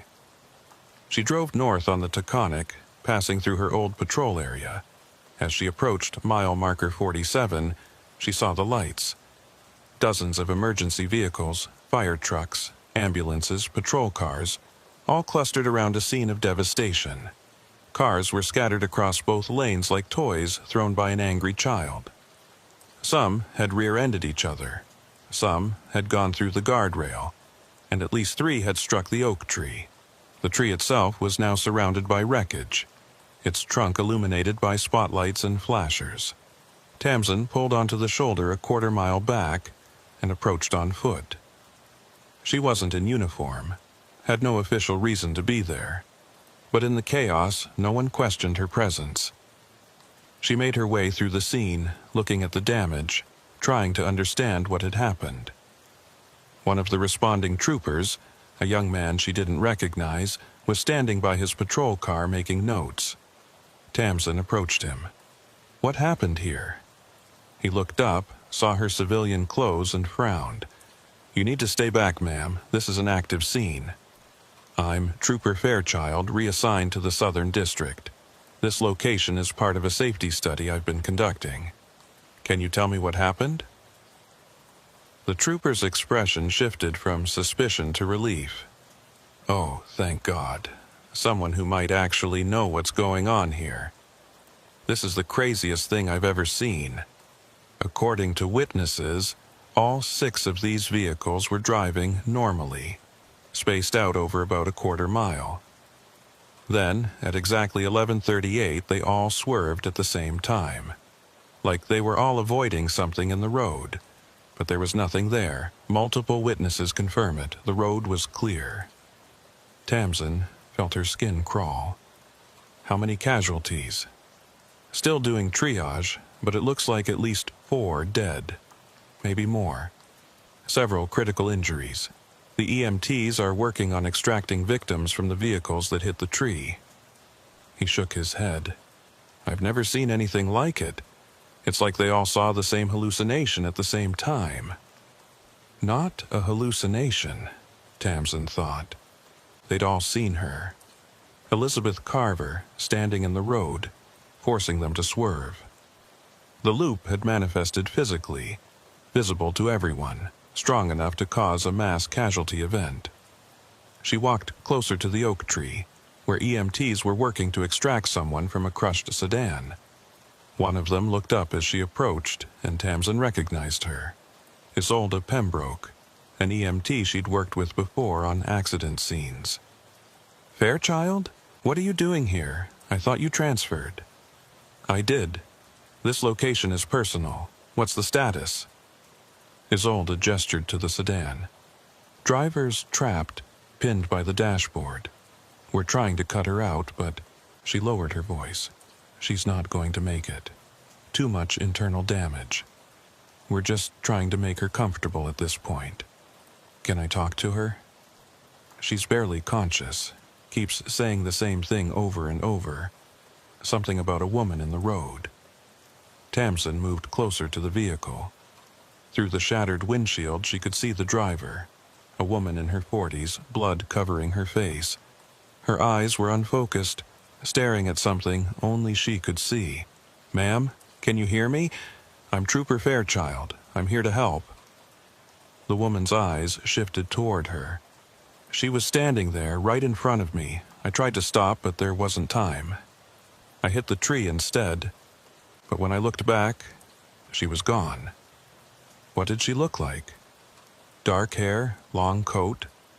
She was smiling, but her eyes were wrong. They were empty, like holes in her face. The woman coughed, blood bubbling at her lips. "She's still here. I can feel her. She's waiting." Waiting for what? For us to die. For us to join the others. She says there are so many now, so many voices all screaming at once. She says...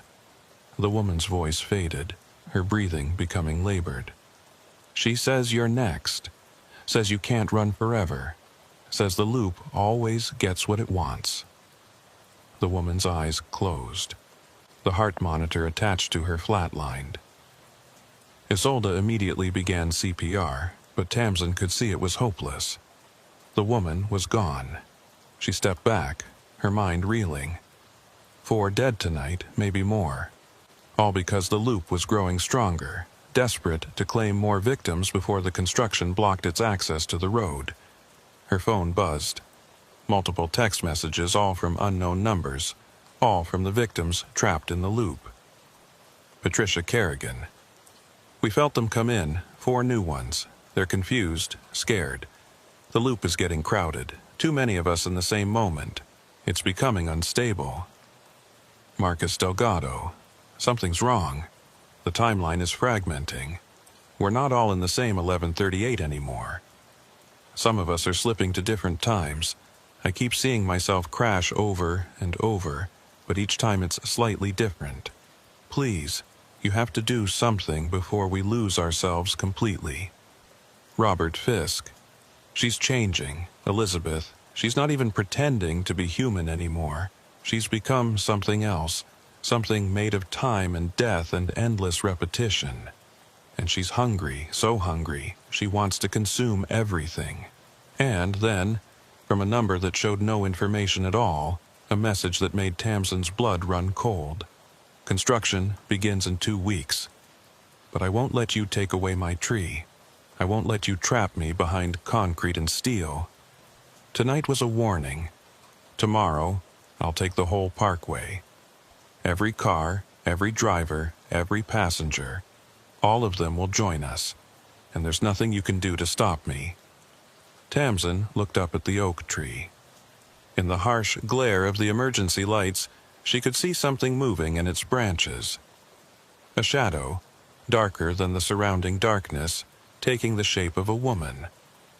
It was watching her. She could feel its attention like a weight pressing down on her chest.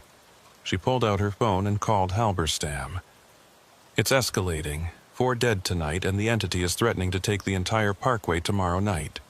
We have to do something. What can we do? We can't fight it physically. We can't reason with it. We can't even reach the victims it's already claimed. There has to be a way, some weakness we haven't found yet. Tamsin's mind was racing, sorting through everything she knew about the phenomenon. The timeline discrepancies, the way victims were trapped in specific moments, the fact that the loop seemed to be anchored to 11:38 p.m. Wait, what if that's it? What if the time is important? What if the loop is locked to that specific moment, and that's both its power and its weakness? I'm not following.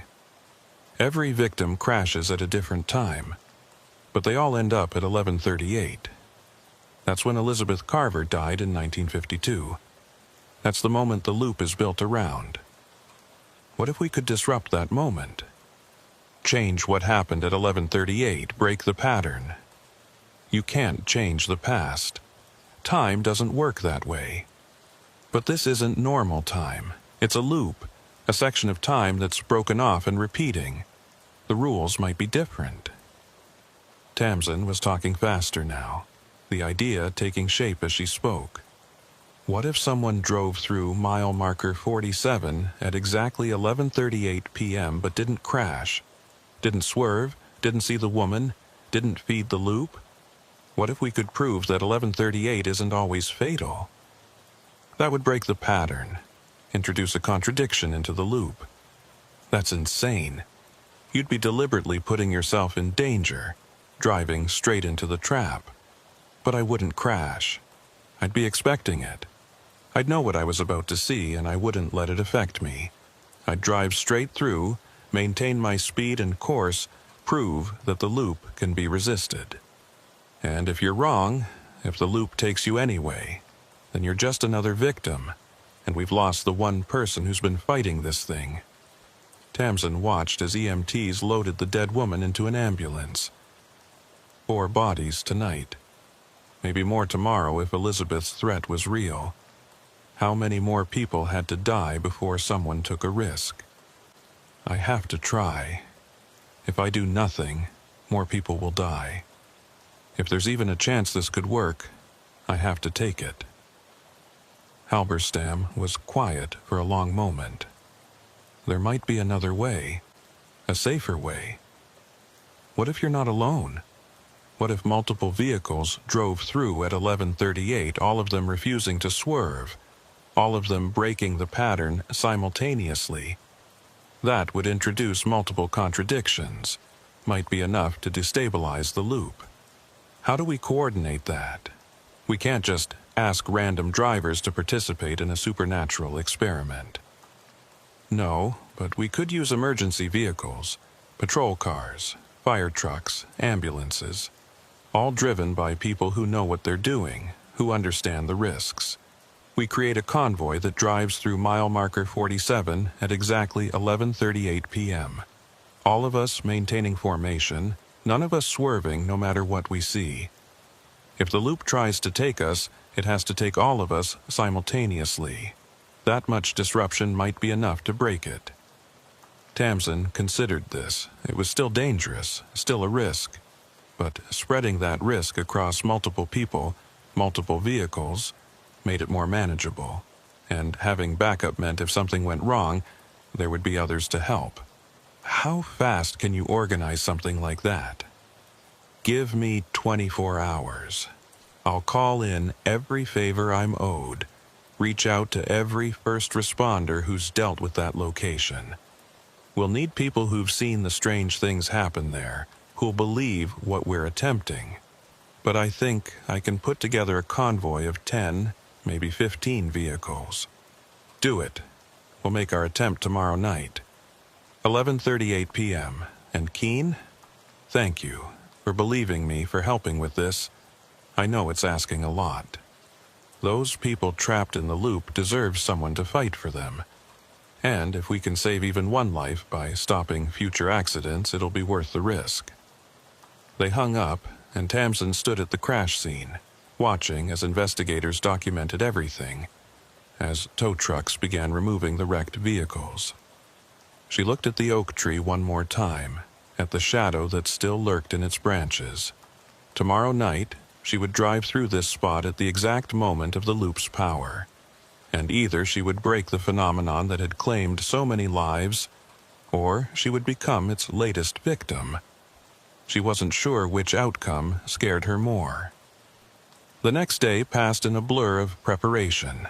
Halberstam worked his contacts, assembling a team of volunteers. Tamsin spent her time reviewing every detail of the plan, trying to anticipate what could go wrong. She also did something she'd been avoiding for months. She researched Elizabeth Carver. The official records were sparse. Elizabeth Carver, age 34, died on the night of October 12, 1952, when the vehicle she was driving went off the road and struck a tree on what would eventually become the Taconic State Parkway. The road was still under construction at the time, not yet open to the public. She'd been fleeing her husband, according to police reports, taking one of the construction company's trucks in a desperate bid to escape. But there were other details, found in old newspaper archives and local historical records. Elizabeth's husband had been abusive, violent, controlling. She'd tried to leave him multiple times, but he always found her, always brought her back. The night she died, she'd finally made a real attempt to get away. She'd stolen the truck, driven north on the unfinished parkway, heading for the Canadian border. But her husband had followed. The police reports mentioned another vehicle found at the scene, her husband's car, parked on the shoulder near where Elizabeth crashed. He'd chased her down, forced her off the road. She'd died in the crash, and he'd fled the scene. He was never prosecuted, never held accountable for what he'd done. Elizabeth had died alone, terrified, and desperate. And when she died, something had broken. The injustice of it, the terror of those final moments, the knowledge that her killer would never face justice, all of it had created a wound in time itself. Tamsin sat back, staring at her computer screen. She finally understood. Elizabeth wasn't evil. She was traumatized, stuck in the worst moment of her existence, unable to move forward or let go. And every person who crashed at that tree, every victim who joined the loop, was being trapped in their own worst moment, just as she had been trapped in hers. The loop wasn't feeding on death. It was feeding on unresolved trauma, on suffering without closure, on pain that had nowhere to go. And if they wanted to break it, they needed to offer Elizabeth what she'd never received. Justice, acknowledgement, release. Tamsin called Halberstam back. "I need to change the plan. We need to do more than just drive through. We need to give Elizabeth Carver what she's been waiting for all these years." "What do you mean?" "She died because her husband forced her off the road. He killed her and was never held accountable. That's the wound that created the loop. So tomorrow night, at 11:38, we don't just drive through. We stop. We acknowledge what happened to her. We bear witness to her death and validate her suffering. We give her the recognition she never got. That's a huge risk. Stopping at the location during the active time could pull us right into the loop. Or it could be exactly what's needed to break it. She's not trying to hurt people. She's trying to make them see her, make them acknowledge what happened. Every time someone crashes, she gets their attention for a moment. But it's never enough because they're too busy dying to really understand. We need to give her our full attention, consciously and willingly." Halberstam sighed. "You're asking our volunteers to stop their vehicles at the most dangerous spot on the parkway, at the exact moment when the supernatural phenomenon is strongest, and conduct what amounts to a memorial service for a woman who's been dead for 70 years. Yes, they're going to think we're insane. Probably. But will they do it?" Another pause. "I'll ask them. But Tamsin, if this doesn't work, if we all get trapped in that loop, there won't be anyone left to help the victims.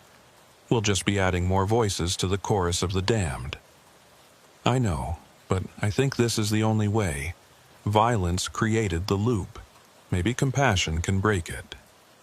That evening, Tamsin met with the assembled volunteers at a rest stop 10 miles south of mile marker 47. There were 12 of them in total. 4 state troopers, 3 park rangers including Halberstam, 2 EMTs including Isolde Pembroke, 2 fire department drivers, and 1 DOT maintenance supervisor who'd lost a friend in an accident at the location. Tamsin explained the plan, told them everything she knew about the loop, about Elizabeth Carver, about what they were going to attempt. She expected skepticism, maybe even ridicule. But these were people who'd all experienced something strange at mile marker 47. They'd seen things that couldn't be explained, felt the wrongness of that location. They believed. "So, let me make sure I understand this. one of the troopers said. We're going to drive to mile marker 47 in a convoy. At exactly 11:38 p.m., we're going to stop our vehicles, get out, and what? Say a prayer? Hold a candlelight vigil? We're going to acknowledge what happened to Elizabeth Carver, Tamsin said. We're going to stand at the spot where she died and say, out loud, that we see her, that we understand what happened to her, and that what was done to her was wrong. We're going to give her the justice and recognition she never received, and we're going to tell her that it's okay to let go now, that she doesn't have to keep trapping others in her pain. And you think that will work? I think it's our best chance. The loop is built on unresolved trauma.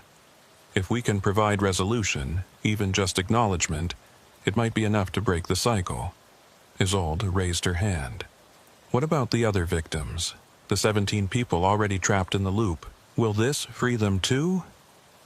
I don't know. I hope so. If the loop breaks, if the phenomenon collapses, they should be released. But I can't guarantee that. I can't guarantee any of this will work. But if we don't try, Halberstam said, more people will die. The entity is threatening to take the entire parkway. Tonight was 4 victims. Tomorrow could be dozens. We have to at least attempt this. They talked for another hour, working out the logistics. They would approach from both directions, 6 vehicles from the south and 6 from the north, meeting at mile marker 47 at 11:35 p.m. That would give them 3 minutes to position their vehicles and prepare. At exactly 11:38, they would all exit their vehicles simultaneously and gather at the oak tree. Tamsin would speak. She'd prepared a statement, words to address Elizabeth directly, to acknowledge her suffering and offer her release. The others would stand witness, adding their presence and intention to the ritual, and then they would wait. Either the loop would break, or it would claim them all. At 11:15 p.m., they departed the rest stop in convoy formation. Tamsin led the southern group in her personal vehicle, not authorized to use a patrol car for this unsanctioned operation. The northern group, led by Halberstam, headed up the parkway to position themselves. The night was clear and cold, the roads nearly empty. As they approached mile marker 47, Tamsin felt the familiar pull, stronger than ever. The loop knew they were coming. It was waiting, ready to strike. At 11:35, both convoys arrived simultaneously. 12 vehicles pulled onto the shoulder, 6 on each side of the oak tree. They positioned themselves with their headlights illuminating the tree, creating a circle of light around it. Tamsin checked her watch. 11:36. 2 minutes. She got out of her car and walked toward the tree. The others joined her, forming a ring around the scarred trunk. She could feel something watching them, a presence that was both ancient and perpetually new, trapped in its single terrible moment. 11:37. Tamsin's phone buzzed. Messages from the trapped victims, coming in rapid succession. Patricia, what are you doing? We can feel something different tonight. The loop is agitated. Marcus, she knows you're here. She's gathering her strength. Be careful. Robert, I can see you. From inside the loop, I can see 12 points of light around the tree. It's beautiful, like stars. Elizabeth, in a message that came from no number at all. You came. You all came. Why? 1 minute. Tamsin pulled out the statement she'd written. Her hands were shaking, but her voice was steady as she began to read. Elizabeth Carver, we are here tonight to acknowledge you, to see you, to bear witness to what happened on October 12, 1952, at this location. You died here, not by accident, but because someone you trusted betrayed you. Someone you should have been able to depend on took your life through violence and cruelty. 11:38. The temperature dropped 20 degrees in an instant. The headlights flickered, and standing before them, no longer a shadow, but fully manifested, was Elizabeth Carver. She looked exactly as Tamsin had imagined from the descriptions. Dark hair, long coat, but her face was not the monstrous thing witnesses had described. It was simply sad, infinitely sad, the face of someone who had died in terror and had been unable to find peace. Tamsin continued reading, her voice carrying across the silent parkway. What was done to you was wrong. You deserved safety, protection, and justice. You received none of those things, and because of that, you have been trapped here, unable to move forward, unable to let go. But Elizabeth, we see you now, we acknowledge your suffering, and we want you to know that you don't have to keep fighting anymore. You don't have to keep others trapped in pain to make your own pain visible. Elizabeth's form flickered, like a television signal breaking up. Around them, the air began to shimmer. Tamsin could see other shapes appearing, translucent and faint. The other victims, becoming visible as the barrier between the loop and reality thinned. We're asking you to release them, Tamsin said, and we're asking you to release yourself. What happened to you was a tragedy, but you don't have to let it define eternity. You can let go, you can rest. For a long moment, nothing happened. Elizabeth stood before them, her expression unreadable, and then so quietly that Tamsin almost missed it. She spoke, not inside their heads, but with an actual voice cracked and broken from decades of disuse. He never said he was sorry. He never admitted what he did. He died in his sleep, comfortable and warm, surrounded by family who never knew what kind of man he was. Where's the justice in that? Tamsin stepped closer. There isn't any. What happened to you wasn't fair. The fact that he escaped punishment, that's not fair either. I can't give you justice against him. He's been dead for decades, but I can give you acknowledgement. I can promise you that your story will be told, that people will know what happened here. You won't be forgotten. Your suffering won't be erased. And them? Elizabeth gestured to the shapes around them, the 17 trapped souls.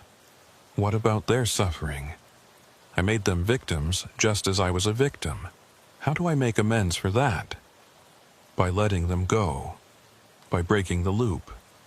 By making sure no one else gets trapped here. Elizabeth looked at each of the volunteers in turn, her gaze lingering on their faces. You're all so brave. Coming here knowing what I could do. Why would you risk yourselves for people you never knew? Halberstam stepped forward. Because it's the right thing to do. Because someone has to try. Because if we don't fight for the dead, who will? Tears began streaming down Elizabeth's face, the first tears she'd shed in 70 years. I'm so tired. I've been holding on for so long, keeping this moment alive because I was afraid if I let go, I'd disappear completely, like I never existed at all. You existed, Tamsin said softly. You mattered, and what happened to you mattered. I promise you, I will make sure your story is remembered. Not as a ghost story, not as a cautionary tale, but as a testament to someone who fought for her freedom and was killed for it. You won't be forgotten. Elizabeth nodded slowly. She turned to look at the oak tree, the instrument of her death that had become her prison. I'm ready. I'm ready to let go. She walked to the tree and placed her hand on the scarred trunk.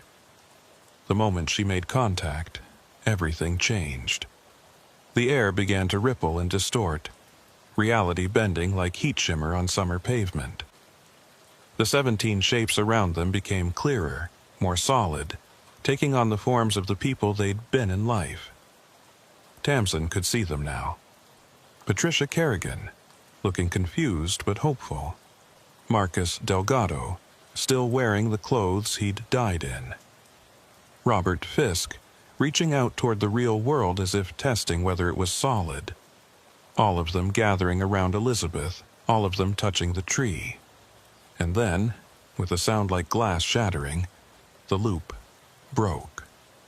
The feeling was impossible to describe. It was like a pressure that Tamsin hadn't realized she'd been carrying suddenly released. Like a note that had been slightly off key for so long that its correction felt like coming home. Like the world snapping back into alignment after being bent out of shape. The 17 victims began to fade. Not disappearing, exactly, but dissolving. Letting go, moving on to wherever it was that the dead were supposed to go. Each of them looked back at the volunteers one more time. Their expressions grateful, relieved, free. Patricia Kerrigan was the last to fade. She looked directly at Tamsin and mouthed 2 words, "Thank you." And then she was gone. Elizabeth remained a moment longer. She looked at Tamsin with eyes that were finally at peace. "Tell my story," she said. "Make sure they know I fought. Make sure they know I tried to survive. I will. I promise." Elizabeth smiled, a genuine smile that transformed her face. "Then I can rest now. Finally, I can rest." She faded like morning mist in sunshine, and suddenly the parkway was just a parkway again. The oak tree was just a tree. The air was normal temperature, the headlights steady, the sense of wrongness completely gone. It was over. The volunteers stood in silence for a long moment, none of them quite believing what they'd just experienced. Then Isolde Pembroke started laughing, a sound of pure relief and disbelief. "We did it! Holy shit, we actually did it!" Others joined in, some laughing, some crying, all of them releasing the tension they'd been carrying. They'd faced down a supernatural phenomenon and won. They'd freed 18 souls from eternal imprisonment. Tamsin's phone buzzed one final time. A text from a number that immediately deleted itself after she read it. "Thank you for giving me back my name. Thank you for letting me be Elizabeth again, not just a monster. I can see my mother now. She's been waiting for me. It's time to go home." Elizabeth Carver, finally at peace. Tamsin looked at the oak tree. In the harsh glare of 12 sets of headlights, she could see that something had changed. The scars on the trunk, the marks of countless impacts were fading. Not disappearing entirely, but healing. The tree was releasing its connection to death and trauma, becoming just a tree again. Halberstam walked over to her. "Think the construction is still necessary?" "Absolutely. Just because the supernatural element is gone doesn't mean this isn't still a dangerous curve. We should still install the barriers, improve the lighting, make it as safe as we can for living drivers." "Agreed. But maybe we can add something else, a small memorial plaque, something that tells Elizabeth's story, so people know what happened here." Tamsin nodded. "I'd like that, and I think she would too." They spent the next hour dismantling their impromptu vigil, moving the vehicles off the shoulder, documenting what had happened for their own records, even though they knew no official report would ever capture the truth of it. As they prepared to leave, Tamsin took one last look at mile marker 47. It looked different now, lighter somehow, as if a heavy shadow had been lifted. The oak tree stood quiet and still, no longer a prison, no longer a trap, just a tree that had witnessed too much suffering and was finally allowed to simply exist. Over the following weeks, Tamsin kept her promise to Elizabeth. She researched the full story, contacted historians and journalists, and worked to ensure that Elizabeth Carver's name became associated not with a haunted location, but with a victim of domestic violence who had fought for her freedom. A small memorial was installed near the oak tree, bronze plaque on a stone marker. It read, "In memory of Elizabeth Carver, 1918 to 1952, who died on this spot while fleeing violence. May she rest in peace, and may we never forget those who suffer in silence. The construction proceeded as planned. Barriers were installed, lighting improved, the curve made safer, and for the first time in over 70 years there were no mysterious accidents at mile marker 47. No time discrepancies, no impossible phone calls, no visions of women in dark coats standing in the road.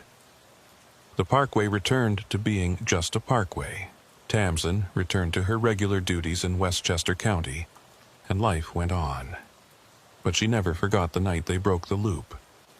Never forgot the faces of those 17 souls finally finding freedom. And she never forgot Elizabeth Carver, the woman who had suffered so much that she'd torn a hole in time itself. 3 months after the loop was broken, Tamsin received a letter at the station. No return address, postmarked from a town that didn't exist on any map. Inside was a single photograph, old and faded, showing a young woman with dark hair and a genuine smile. On the back, written in neat handwriting, were 4 words. "This is who I was." Tamsin hung the photo in her locker, a reminder that even in death, even after becoming something monstrous, Elizabeth Carver had still been human underneath. A reminder that trauma could warp reality itself, but compassion could heal it. And a reminder that sometimes the most powerful thing you could do for someone wasn't to save them or fix them or solve their problem. Sometimes it was simply to witness their pain, acknowledge their suffering, and tell them that they mattered. The Taconic State Parkway stretched north through the Hudson Valley, carrying thousands of vehicles every day. Most drivers never noticed mile marker 47, never knew about the oak tree, or the woman who had died there, the 17 souls who had been trapped in an eternal loop of suffering. But Tamsin knew, and she remembered, and that was enough. Because the dead didn't need to be remembered by everyone. They just needed to be remembered by someone. And as long as one person held their story, kept their truth alive, they would never truly be forgotten. The loop was broken. The victims were free, and mile marker 47 was finally, after 7 decades of tragedy, just another point on a map. And sometimes, on clear autumn nights when the moon was full, drivers passing that spot would report a strange sensation. Not fear, not dread, but a feeling of peace, of release, of someone who had been burdened for far too long, finally setting down their load and walking away.